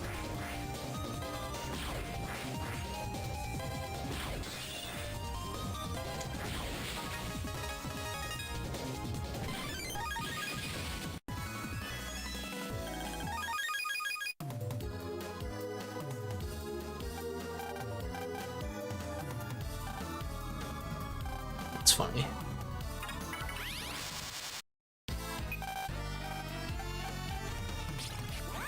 But yeah, traversal is way better in this game. Way better.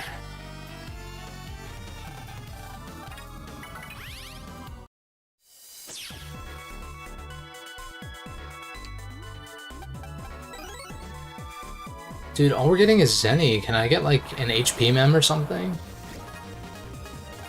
Not to be complaining constantly, it's just like...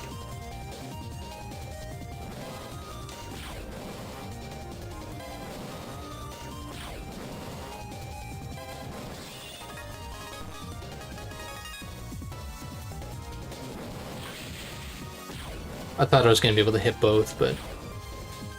oh well.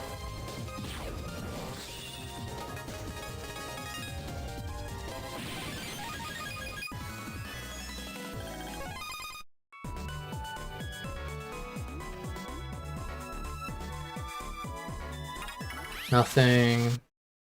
Except for that Zinni I picked up. Favorite versions of BN3 through 6? I actually prefer BN3 white over blue, mostly because like the Mario overalls in Yai's house and the blue ladybug and some of that stuff is kind of distracting. I don't find the addition of Punk to be that notable because you don't get a chip from him. And I like the shop inventories in white better. They don't give you area grab star like immediately, like in blue. And you also don't really need folder back for single player. So blue is obviously better if you're gonna be playing multiplayer, which I don't know why you'd subject yourself to BN3 multiplayer, but I prefer white, and then I like Red Sun, Colonel, and Gregar over the others.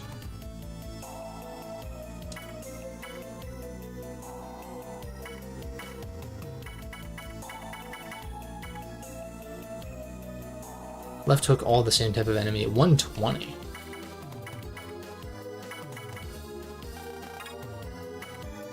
I mean, I could buy 2 sync hooks like right now if I really wanted to, but I kind of want to save up for that other HP mem.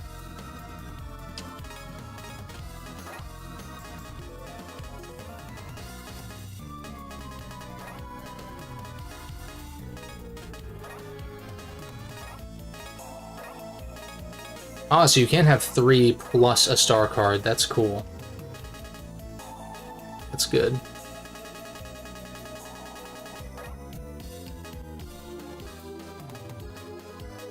Fear, Invis, Paralyze Plus.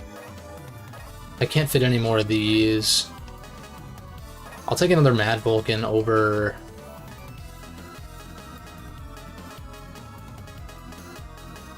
something. The attack 10s are actually kind of good because I have a lot of multi-hit.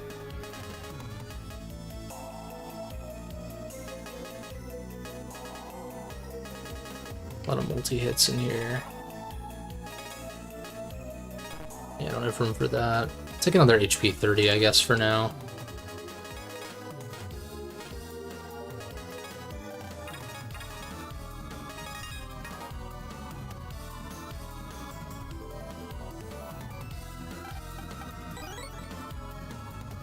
I'm guessing the elevator's broken,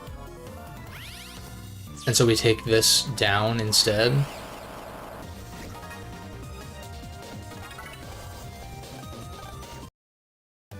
I should probably actually grind a little bit to buy that next HP mem, because I only need 400 Zenny. Oh, there's a green up there. Wait a second.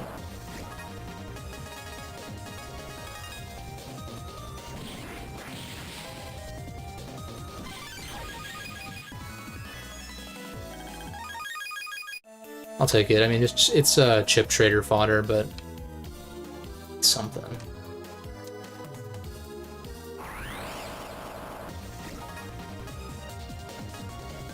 Wide sword, easy.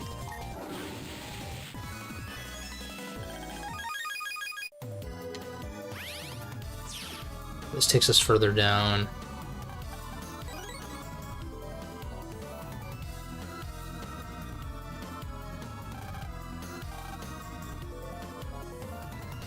Okay. So there's gotta be, like, some NPC I need to talk to, probably. Ah, balls. I redeemed myself. But still not getting Zenny, so that's kind of annoying.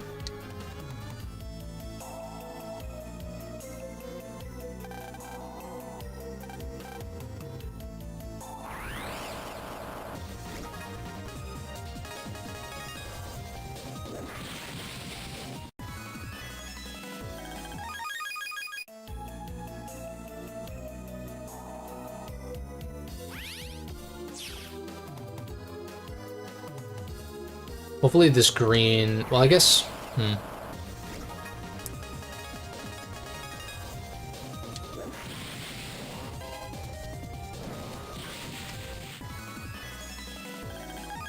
What's I gonna say? I guess checking out this guy's star carrier is probably a good idea, just in case. Bitter Life Journal.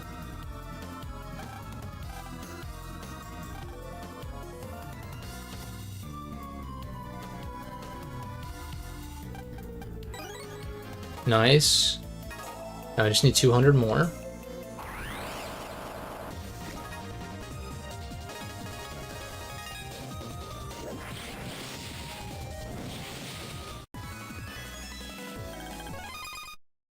The game's trolling me. 50 more.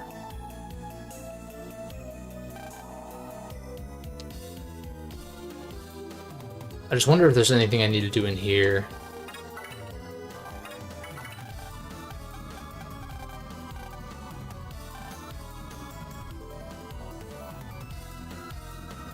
Probably not. I'll pulse out in a second. I bet I need to talk to the elevator guy, and then he's gonna be like, oh no, we can't use the elevator.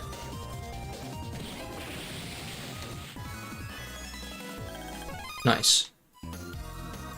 And by the HP mem, get my total health up to 150. Now what would be even better is if you could interact with EM beings that are not on wave roads without pulsing in. That would be the ideal. In my opinion. Which is a given because I'm saying it.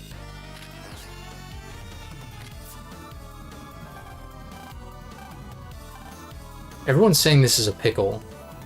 I know there's a saying, but like, why is it everyone is like, oh, this is a right pickle right here?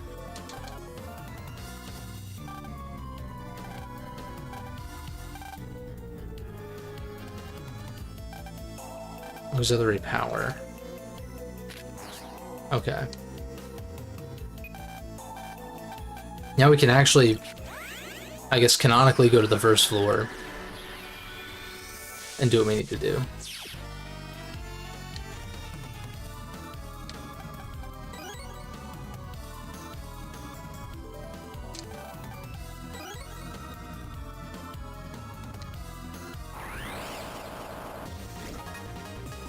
And this is the lowered encounter rate, may I remind you. It hasn't been too bad so far, but I'm just thinking about what it would have been like in vanilla, and I can't.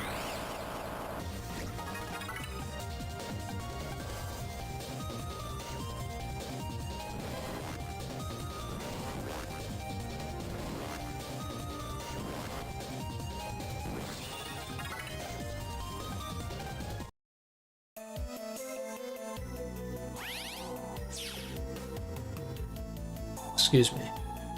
Auxiliary power.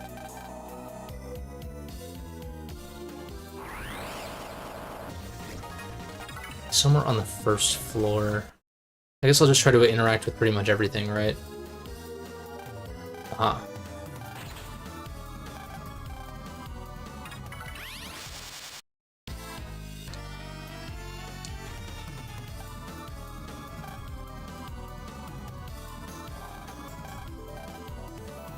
All by itself. Who would have thought?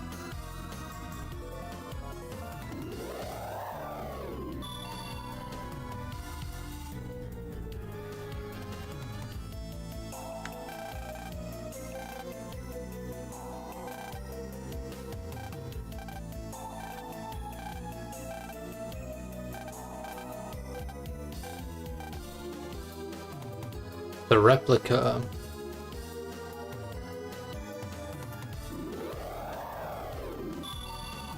Which it wasn't you, right? No.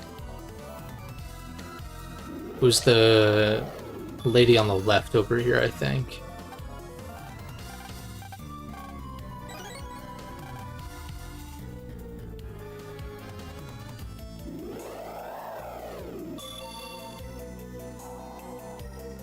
I guess I have to manually go into my items.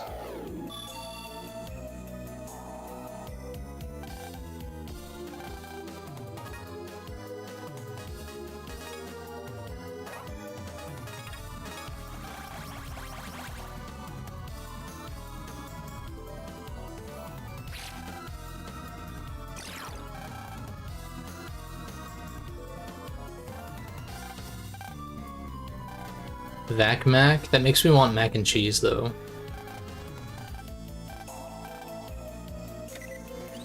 Actually, I think I have macaroni, but I don't have the right ingredients to make mac and cheese, unfortunately. That would kind of slap right now, though. Not gonna lie.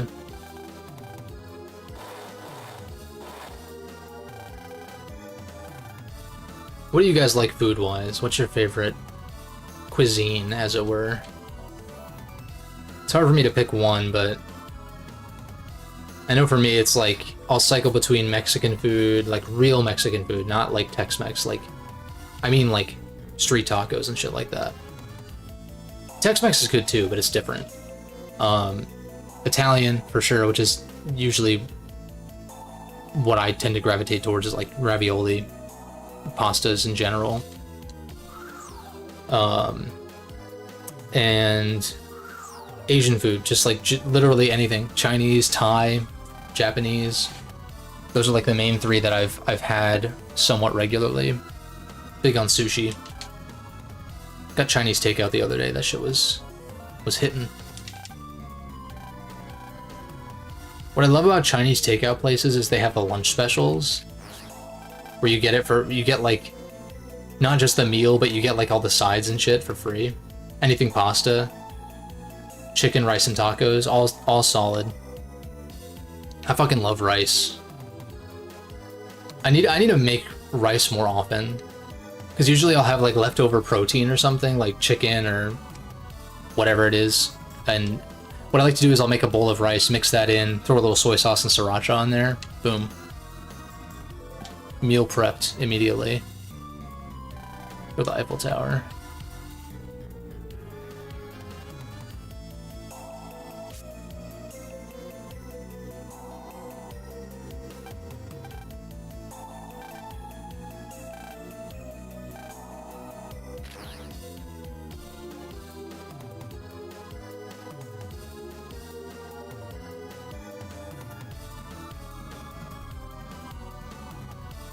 So is this the dungeon, or is there like an actual dungeon?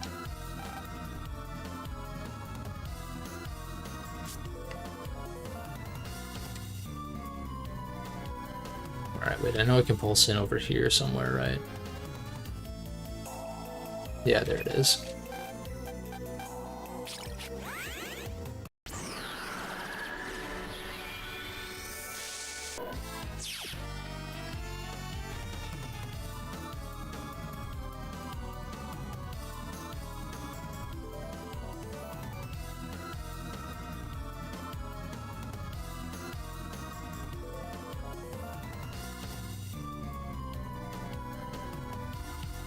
Spanish rice and pinto beans, ooh. That does sound good.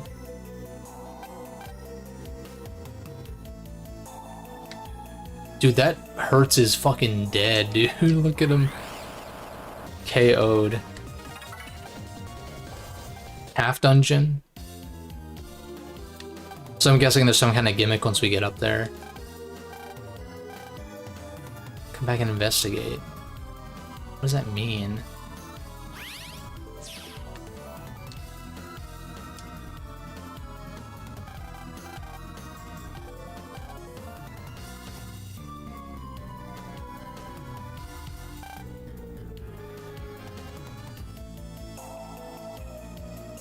Okay.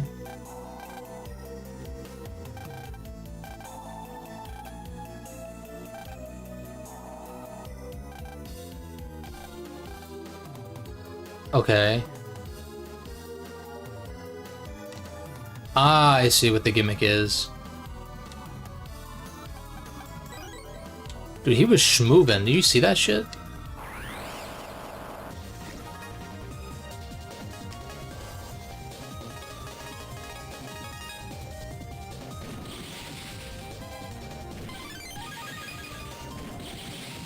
Clean as hell. Terrible reward, though. Unfortunately.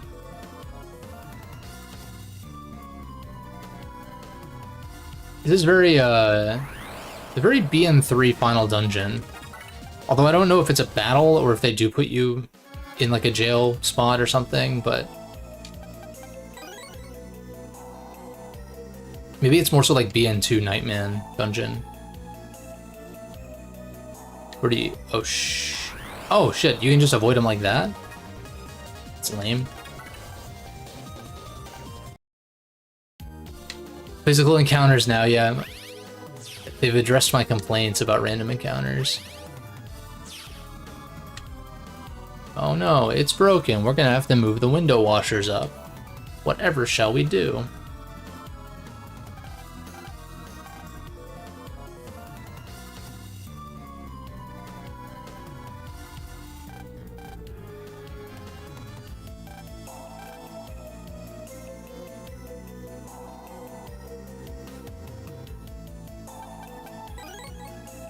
Radar missile.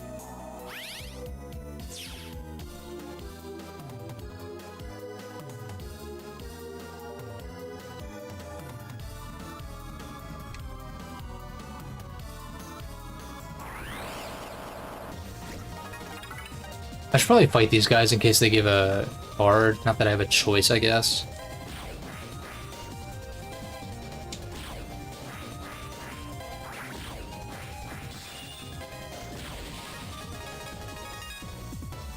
Where are you gonna show up now? Clean.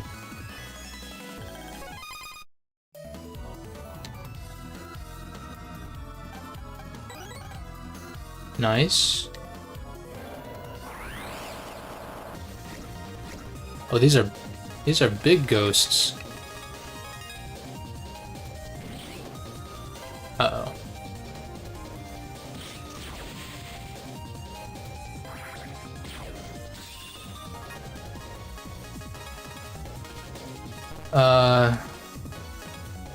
Oh, so you don't have... How does this work then? Is it only vertical? Yeah, it looks like it's only vertical synergy. Or the same card, obviously, or white cards, but... That does definitely change things and makes it feel a little bit more balanced, I think.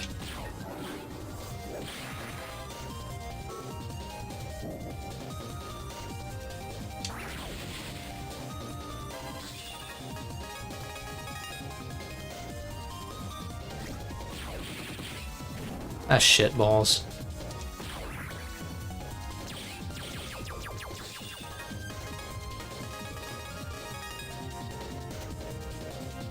Oops.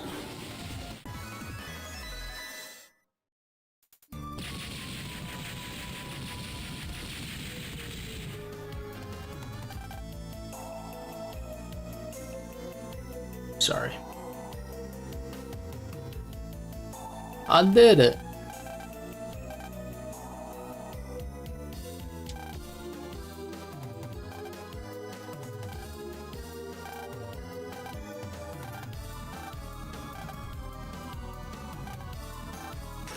You almost never encounter it, huh? I wonder if that's gonna come into play later. Several times, probably. But then again, stuff like that is common. Like, why introduce a concept like that if it's not gonna be used multiple times?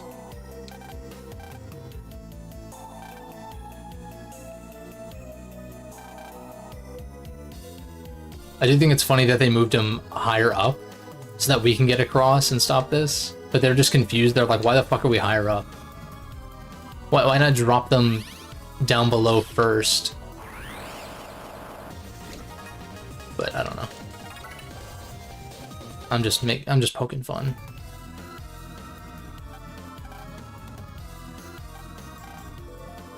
You're one of the good guys, right? You'd like to think, and then just like nudges them off. This is very BN3 Final Dungeon. Very, very BN3.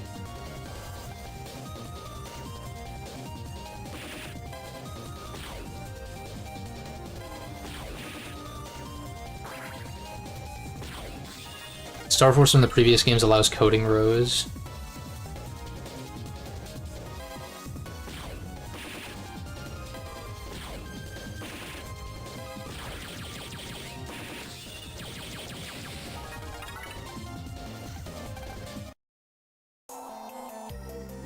Where am I? I was like, what? Isometric perspective fucking me up a little bit.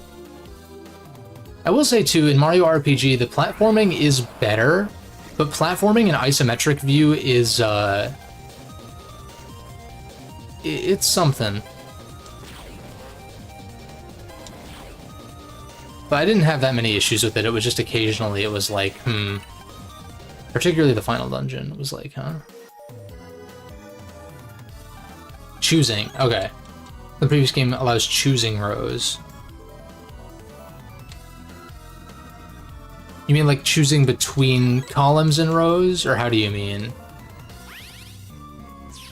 Because again, I don't know what was changed for DX or not. Like if DX just allowed you to choose either columns or rows. Or if you're saying that it... I'll just wait for you to explain, because I could hypothesize all stream.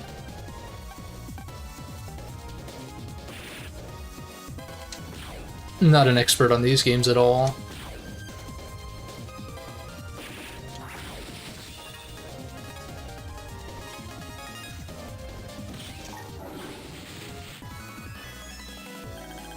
Boo hat. Nothing over there.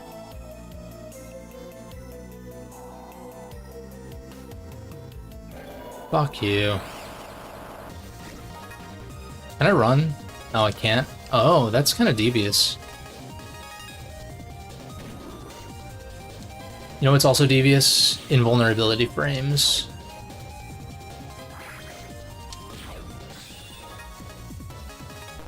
This is better.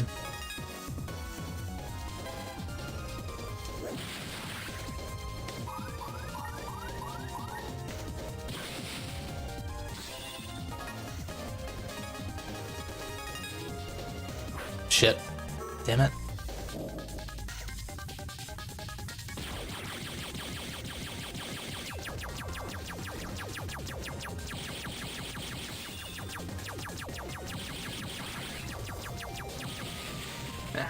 Do I get rewards from these? No. That's lame. But it's a decent punishment for, like, fucking up, at least. I knew it. I knew it was going to be one of these where I need to squeeze between them. That was pretty clean.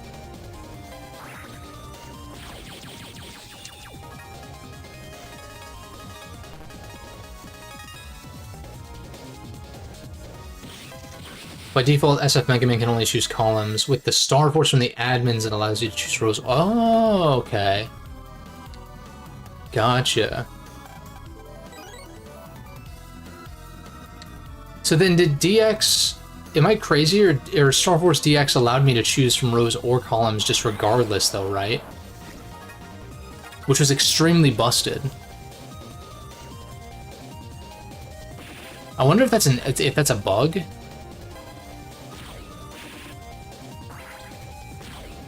Or maybe it's to make up for Legend mode, but... Not sure. Oh, it actually landed 2 hits, that's good.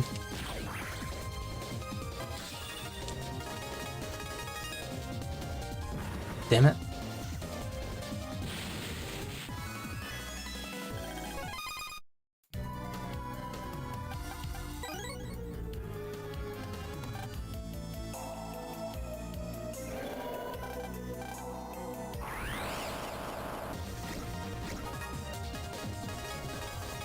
I'm gonna wait for them to spawn in.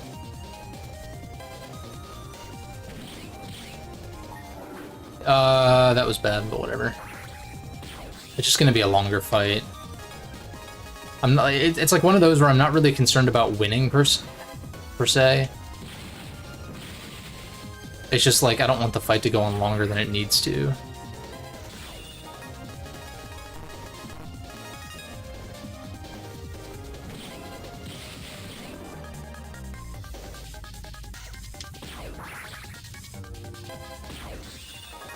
Charge seems a little bit faster, maybe, but maybe I'm just used to using Pegasus, where the charge was a lot slower.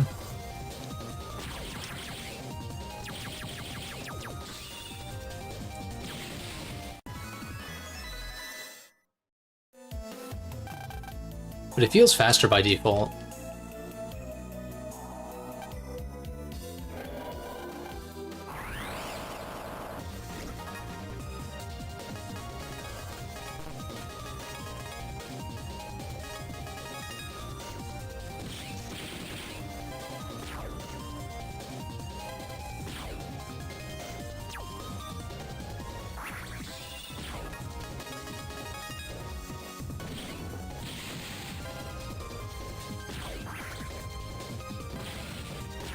Shit.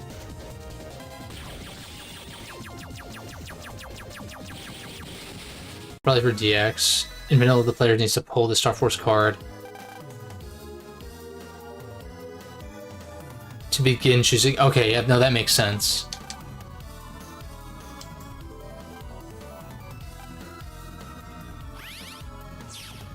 I should make a save. It's been a minute.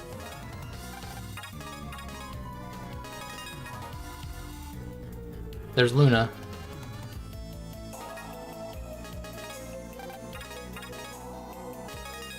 This ends up being pretty good timing, actually. I can explore a little bit of Echo Ridge, and then we can call it.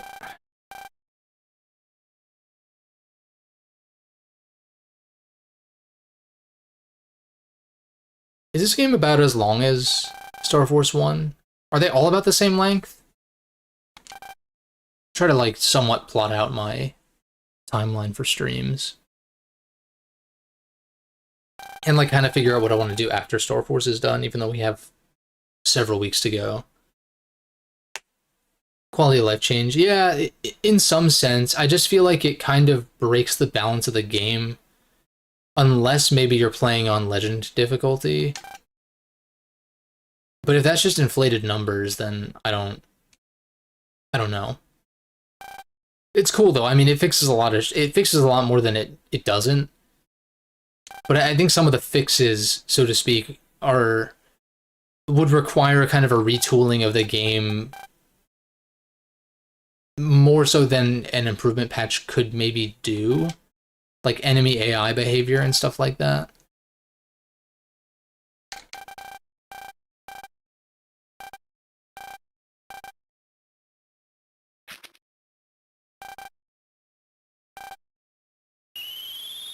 Alright, I like this that we actually have villains that can also wave change. As opposed to the first game. Well, I guess like Pat could wave change prior to when we fought him. But a lot of it was just like an FMEan shows up and is like, hey, you're upset about something, let's team up so I can, like, you know, use my power to, like, stop Mega from, or like take the Andromeda key from Mega or whatever. But this is more interesting of a premise, sort of. But I don't know if that's gonna stick the landing execution-wise. You think Star Force 2 is shorter? I'd be kind of down for that.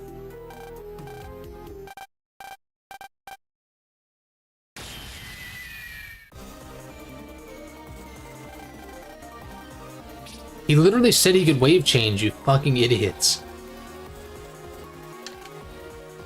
And then they're like, he can wave change? No way! When he literally said, you think you're the only one who can wave change? What the hell, man?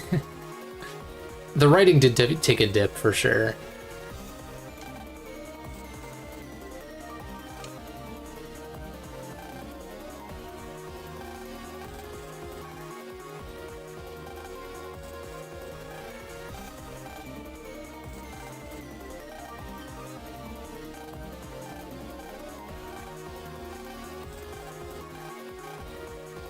Let's go, boss battle theme.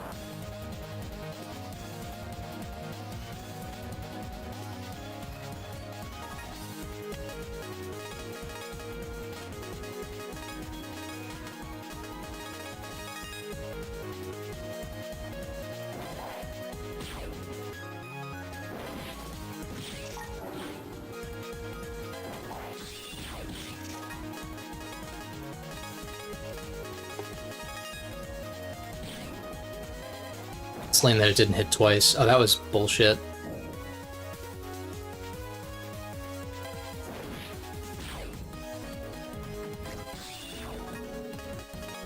Hmm?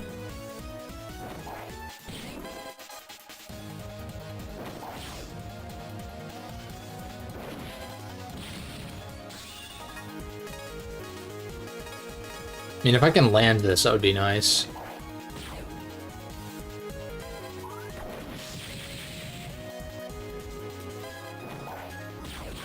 Clean. More comedic and lighthearted in Star Force 2. Yeah, that's what it seems like so far. And the humor has been landing, like, somewhat. It's just, like, it's a little... In the serious moments, I feel like it's losing something.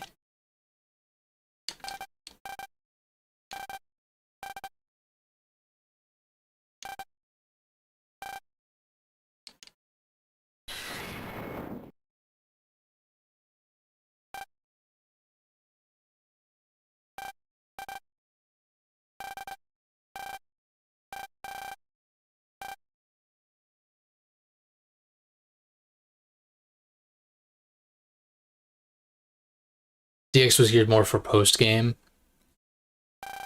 Yeah, I guess that makes sense. It makes sense. I wonder, I don't know if there's a variation of the patch that doesn't change as much. I don't remember if I saw anything like that. Like one that just removes the touchscreen stuff as opposed to changing everything. More often than not, like Drayano's hacks for Pokemon will have a version where it's like, here's the complete change where it changes typings and everything, but here's one that just ramps up the difficulty without changing typings and some other stuff. Dark Phantom always gives you a hard time. I mean, the fact that whenever you have the first boss be one that warps quickly like that, and it's not like he's warping that quickly, but it can provide... It can become a problem, whereas like Taurus Fire warps around pretty slow, you know? And like what other first bosses are there? Like Flashman comes to mind in BN3. He warps around pretty quickly. His attacks are kind of hard to dodge. Relatively. Whereas like Airman, for instance, telegraphs his hits a lot more clearly and attacks a little bit slower. I'm excited to get back to BN2 post-game stuff though, once we hit those goals, or one of the goals. The subs keep trickling in, which is cool. So close to 900. So close.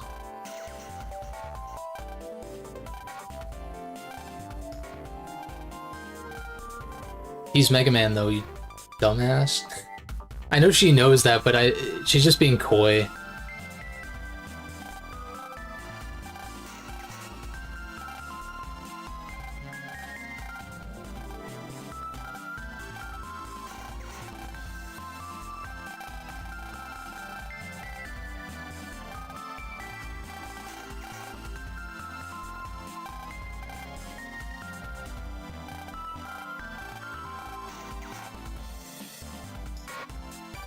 Sick.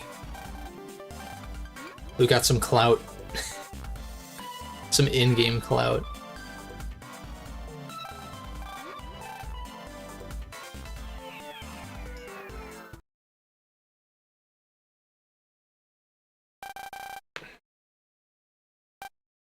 Whoops.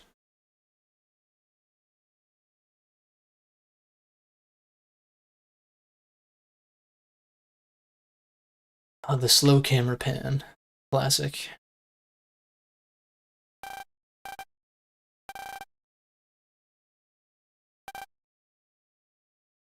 Luna being a tsundere, yeah, literally.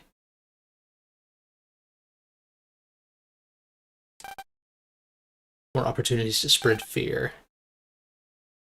The fear! This reminds me of MGS3.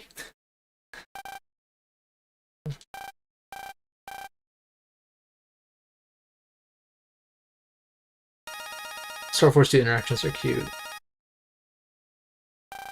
Reminds you of the downtime from like BN2. Yeah, I mean, that makes sense, like going to the movies and stuff, kind of similar to going camping, and they're gonna go skiing, I guess, in this next arc, right? I do like the dichotomy of going to like a ski resort or whatever it is and fighting Taurus Fire, I like that kind of shit. I think that's cool, where it's not like, let's go to the volcano and hike the volcano and fight the fire dude, you know?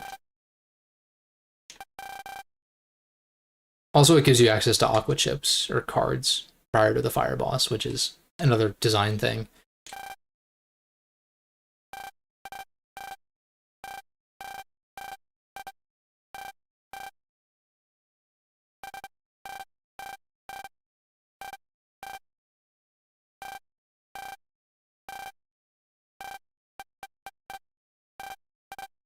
I like that little fourth wall break, kind of. The fact that she comments on your handle, which obviously the player comes up with.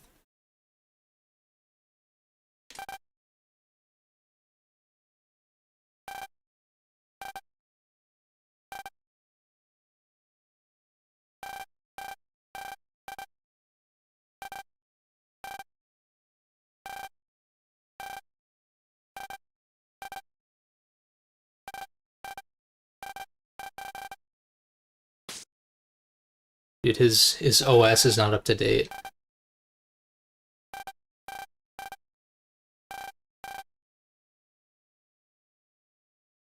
Mr. Boreal, obviously.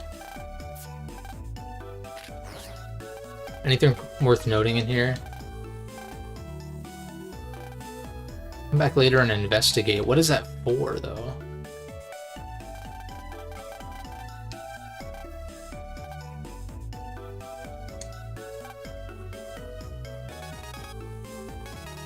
Remember Aaron Boreal saying something about working on some tech invention in the previous game, which turned...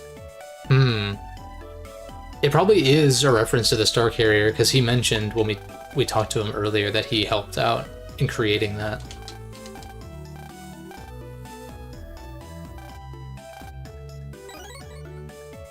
Power-up ability. Oh.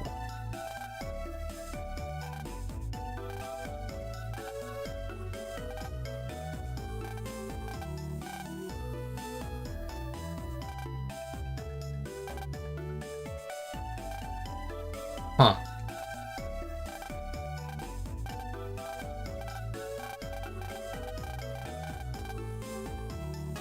Oh, okay.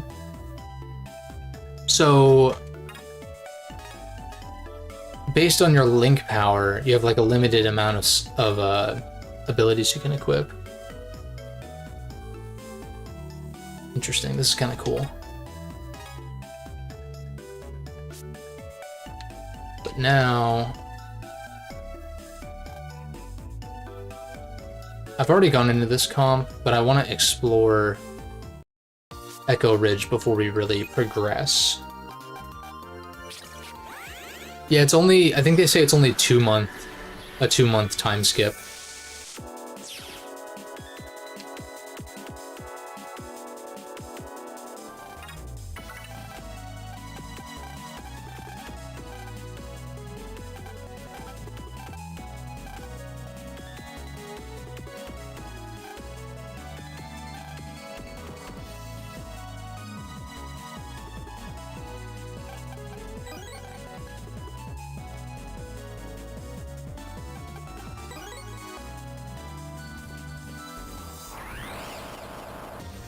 That was a nice little distance before we got a encounter.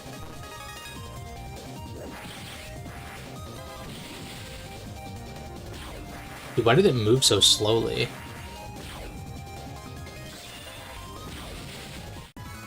Oh, you started watching the anime? Every episode is only 9 minutes long? Is it like a SpongeBob kind of thing where they have the 2 10-minute slots or whatever?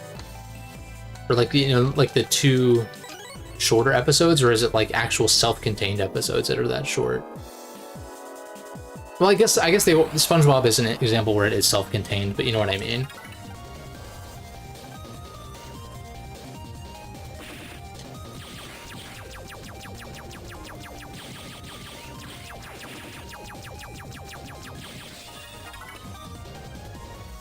God damn it, dude, what?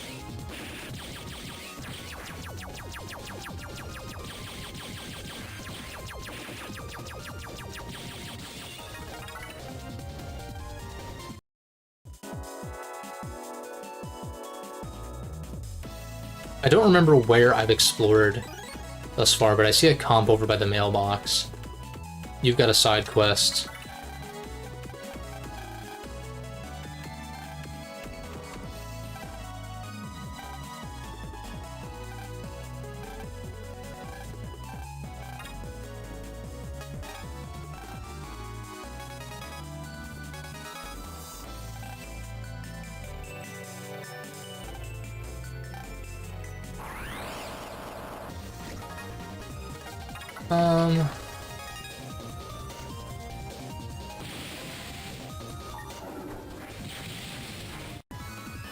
What do you think of the anime so far, though?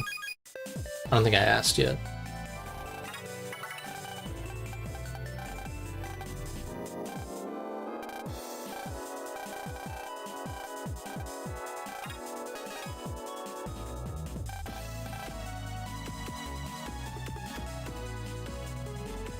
It was on Toonami back in 07. Huh. Yeah, I mean, I've seen big chunks of NT Warrior, but never the Star Force anime. I can't imagine it ran for very long, considering the series was so short-lived.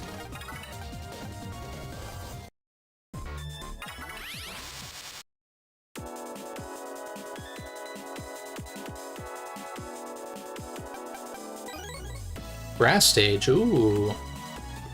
Good pairing with our fire ring cards, which I'm actually running this time, since we got that star card. Whereas in SF1, it was just not even worth it, because Tailburner was better.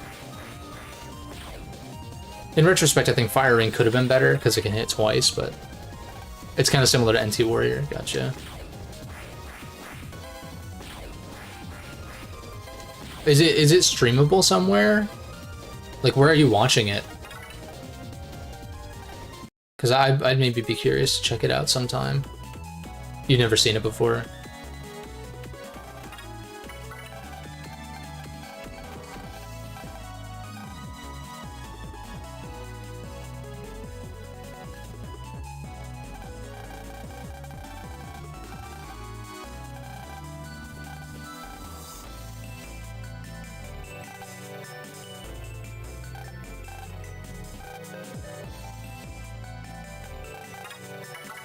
So the minute EM radiation, is that something that unlocks, like, do I need to pulse out and pulse back in for the comp to unlock?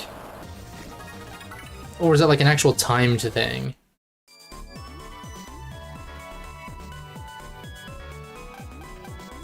On the high seas, yeah, I got you. I figured it wasn't streaming anywhere noteworthy.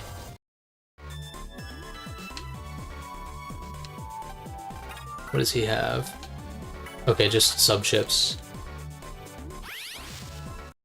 Yeah, dude, NT Warrior was dope.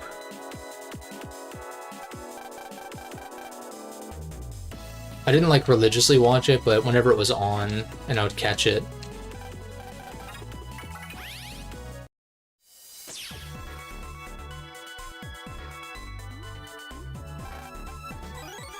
Small energy, okay.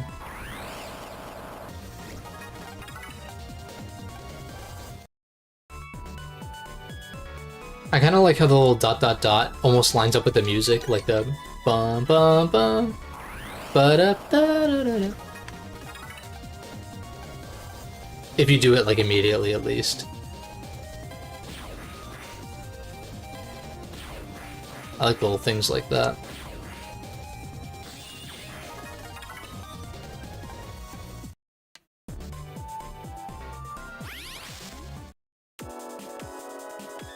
Let's see, what other comps can I do?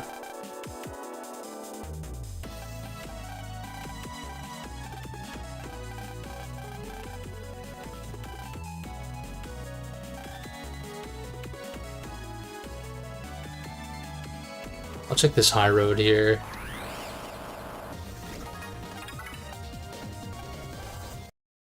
When Toonami was on— oh, Jetstream was the online only version of it.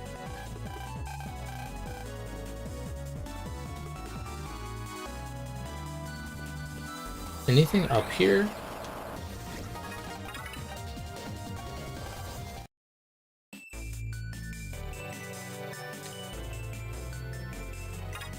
I don't really get the purpose of getting up on the roof, but I'm also curious, can I go into the other houses or no? No.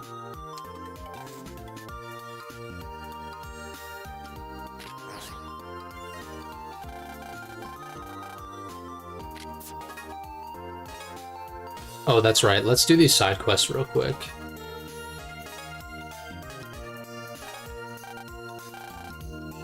Wait, did I not accept that one chick's?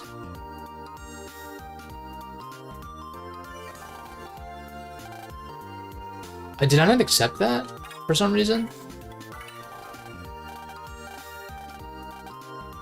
Firing one easy.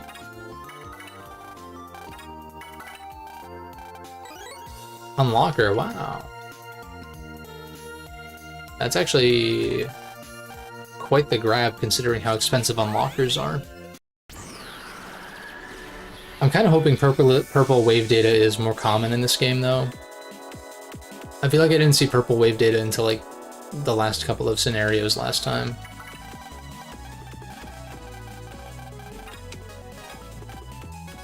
Okay, that's weird. I could have sworn I hit help, but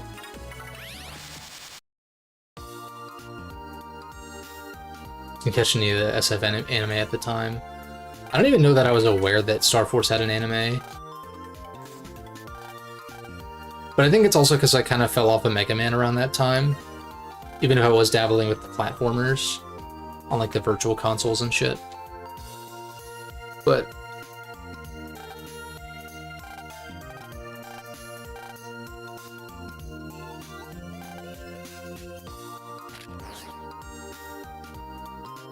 yeah, the only thing missing is being able to peek at star carriers without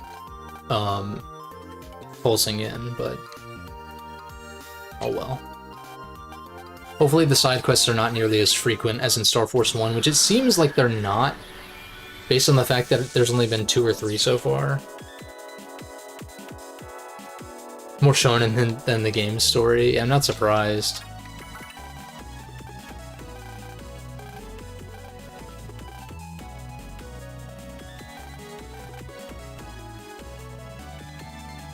That's gotta be the dude she's talking about, right? Fucking goddamn it.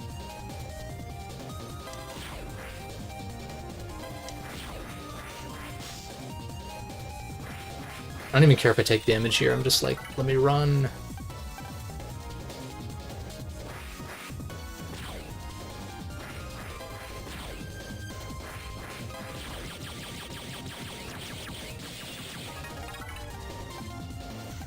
Thank you. I'll grab this green.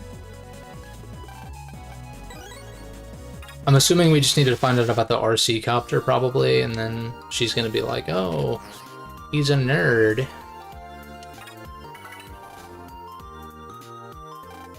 Hill Boulevard, wait a second. Oh, so we need to go over there, I see. Which, I keep going the wrong way.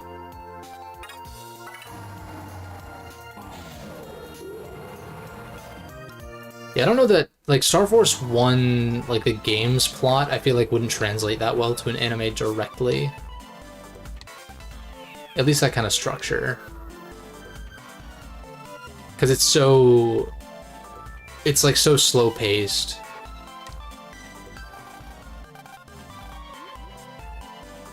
Another side quest. Oh, that's funny. Wait a second. This might be easily solvable.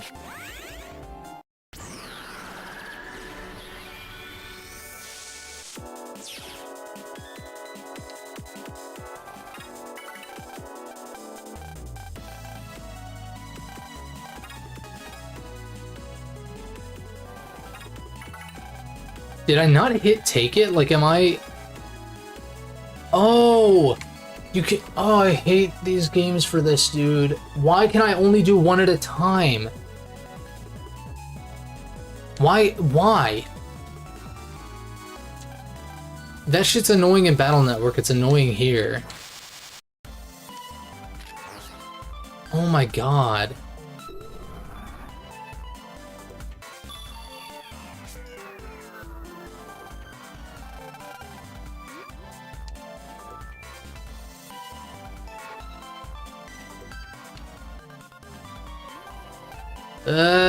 This makes me want to fucking throw up, dude. That's so tedious. That's so tedious. I hate it. I hate it, I hate it, I hate it. Why? Why do they structure side quests like this in these games, man? At least with Battle Network, it's all in one place. You have the job board, and you go to the job board, you take a request, you go do it, you come back to get the next one. But with these, like, there's no way to track or remember where they are. Unless you're just gonna...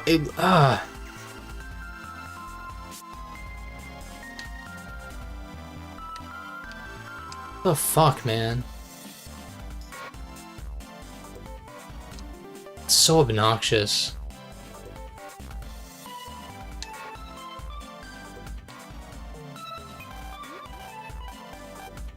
Counters are noticeably better. Yeah, no, I bet.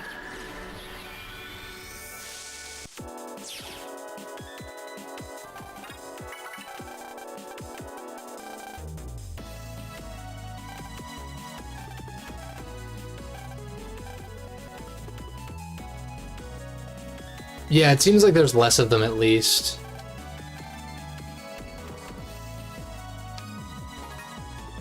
Can I remind myself what... There's someone she kind of likes. Can I get, like, more information? Because, like, isn't it gonna tell me... Isn't it gonna tell me when I talk to the right dude or look at the right dude's transer? I hope so.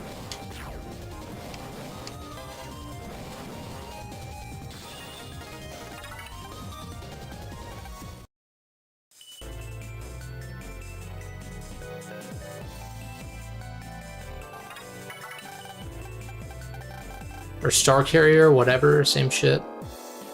Different game.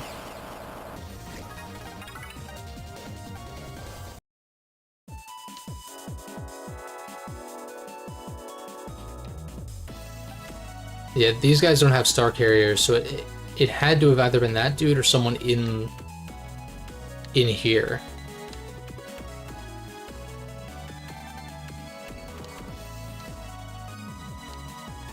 And I can't use the elevator because I'm...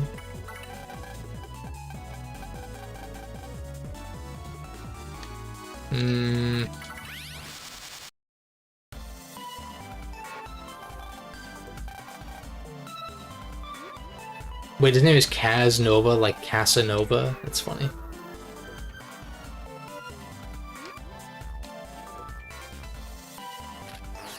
Any idea what that fortune teller is about? That's like down below. So I don't remember if I checked this one or not. That's another annoying thing. I don't remember if I've checked that specific comp. This one I did.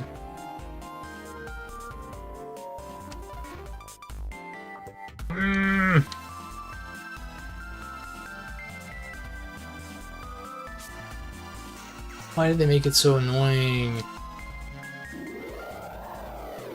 I think part of the reason I can tolerate it with Battle Network is because I grew up with those games, so like I know what needs to be done.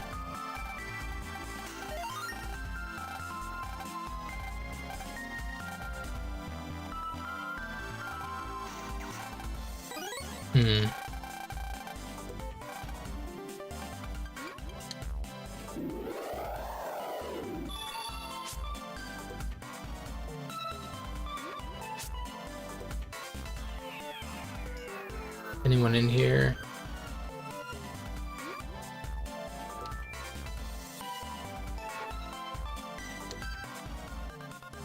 No. Quest related, close to the end of the game? Okay. Keep that in mind. What?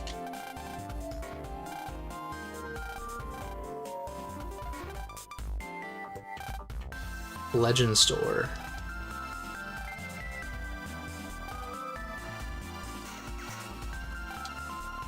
Fuck no.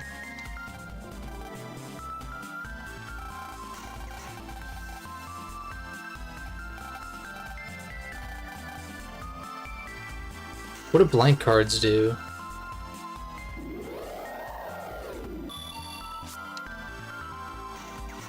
Also, I need to put that star card in here. Use wave card to overwrite anything? I'm guessing that's worth throwing in. Want to use the wave command card to write data to the blank card. Is this something that I can do multiple times, or is it like a one-time? That's it. Flies around the edge of the field. That sounds pretty good, actually, compared to some of this shit in here.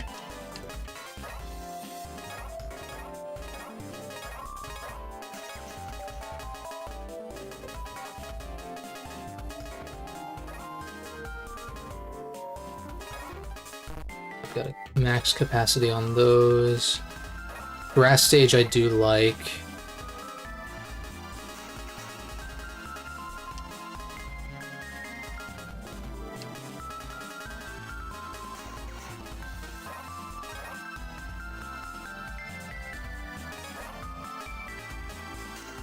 Non-element. That's fine for now, I think.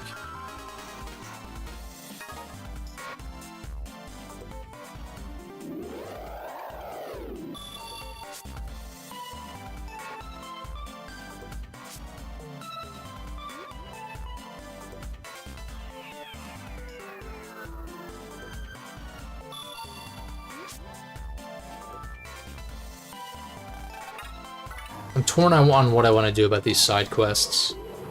It probably wouldn't actually take that long to just do them all. But at the same time, I'm like... Please tell me that was the right dude. Start... What food's the guy hanging around Hill Boulevard looks? Can I go there now, or like Wilshire Hills is gold mystery data. Wait a second. A morphing card. I'm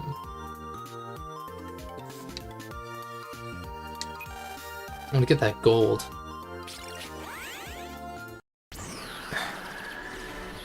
And like a lot of extras in Star Force 2. Yeah, I can look into it. The side quest shit is annoying me.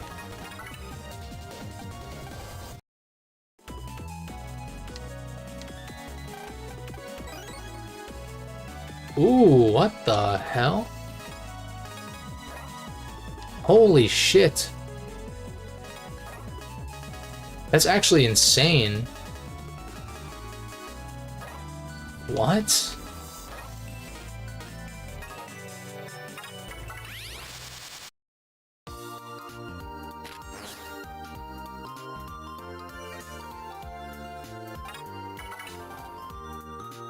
I hang around Hill Boulevard. So did I like miss an NPC over here? Let me take a closer look at like location indications here, like in the bottom right.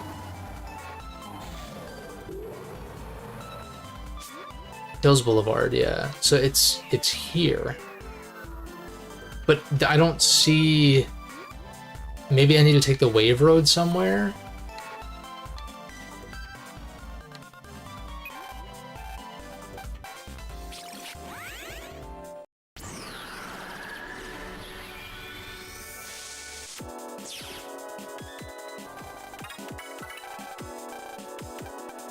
It was this fucking goober?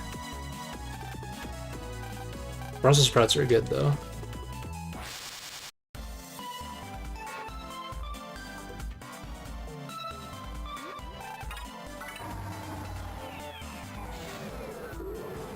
Yeah, I'm gonna knock these out because there's only what, 2 or 3 more. And I'm assuming some of them are gonna be pretty simple.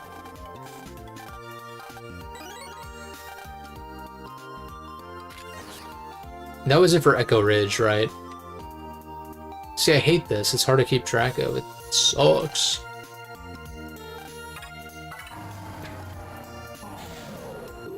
Like, absolutely, like... I get not having a quest log in certain instances, or, like, not completely directing, like... Elden Ring people praise for not... Well, some people praise Elden Ring for not having a quest log. Others would prefer that it did. Not that I have a stake one way or the other, but...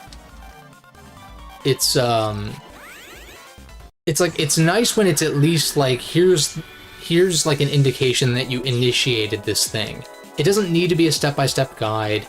It can be a little more vague, that's fine. But having no quest log, and being only able to accept one at a time, like... With how few there are, I can, I guess, accept it. But, god damn it.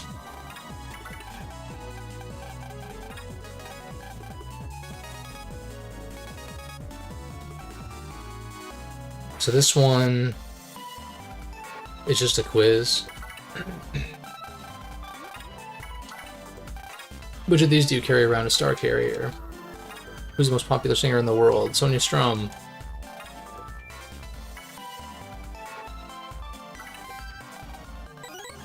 Cool. So that's it for that one. Oh wait, I don't want to do this actually. Whoops. Whoops. Yeah, electrician slash janitor. I'm guessing he's supposed to be an electrician, but it is kind of hard to tell.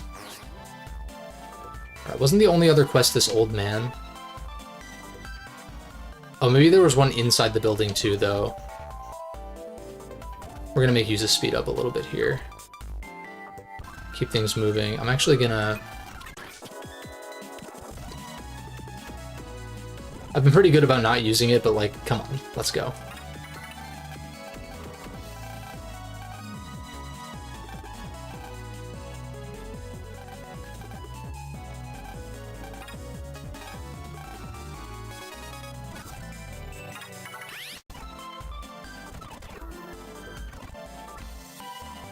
Everyone should only have one quest. Star Force 1 had so many that you didn't remember, yeah. Yeah. No, Star Force 1's was ridiculous.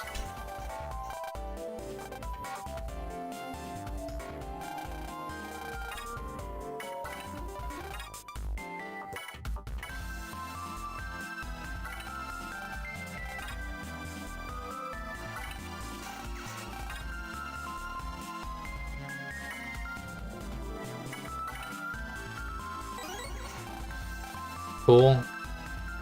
I think there was one in the building somewhere.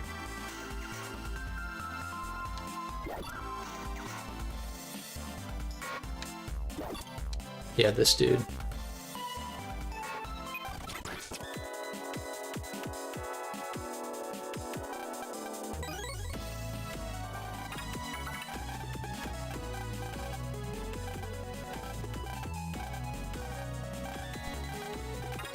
Oops. God damn it.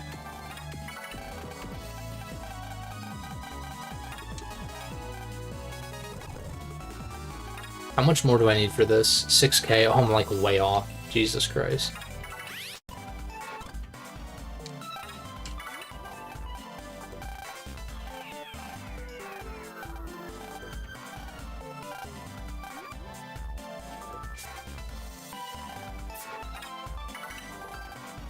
In the plaza.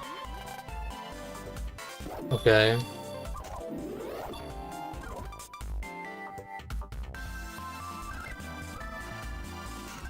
I'm guessing he means down here somewhere?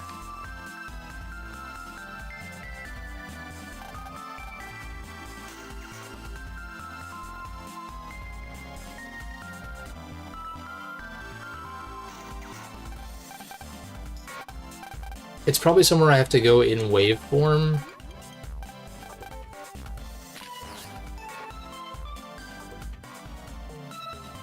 Like, this is the plaza he's talking about, right? Unless he means in the building. Wait a second. Shopping plaza, yeah. So it's down here. Cool.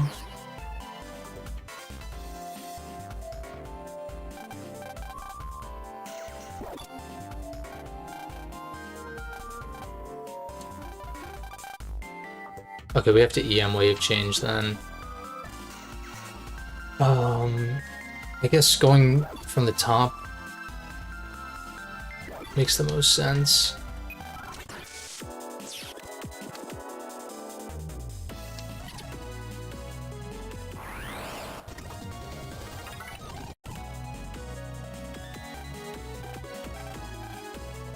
Yikes?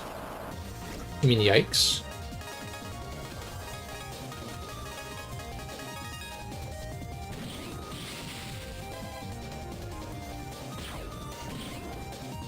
Damn.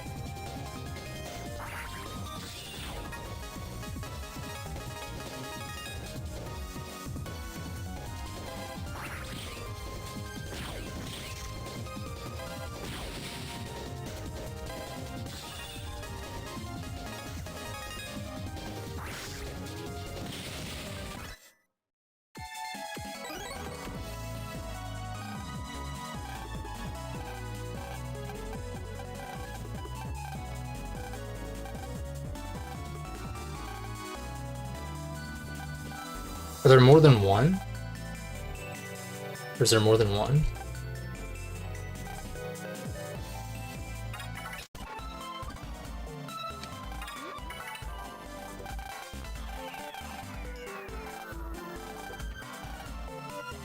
An indie fragment. Okay.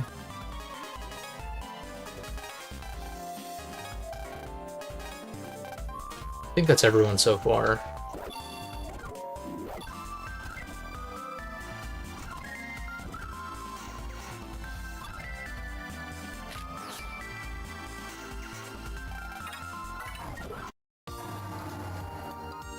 Okay.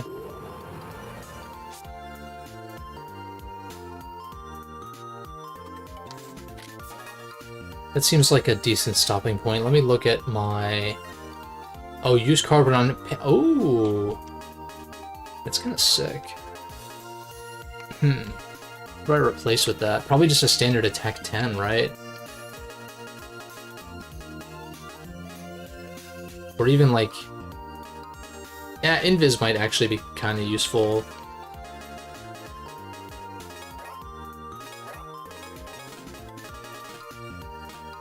Yeah, it seems like a good stopping point.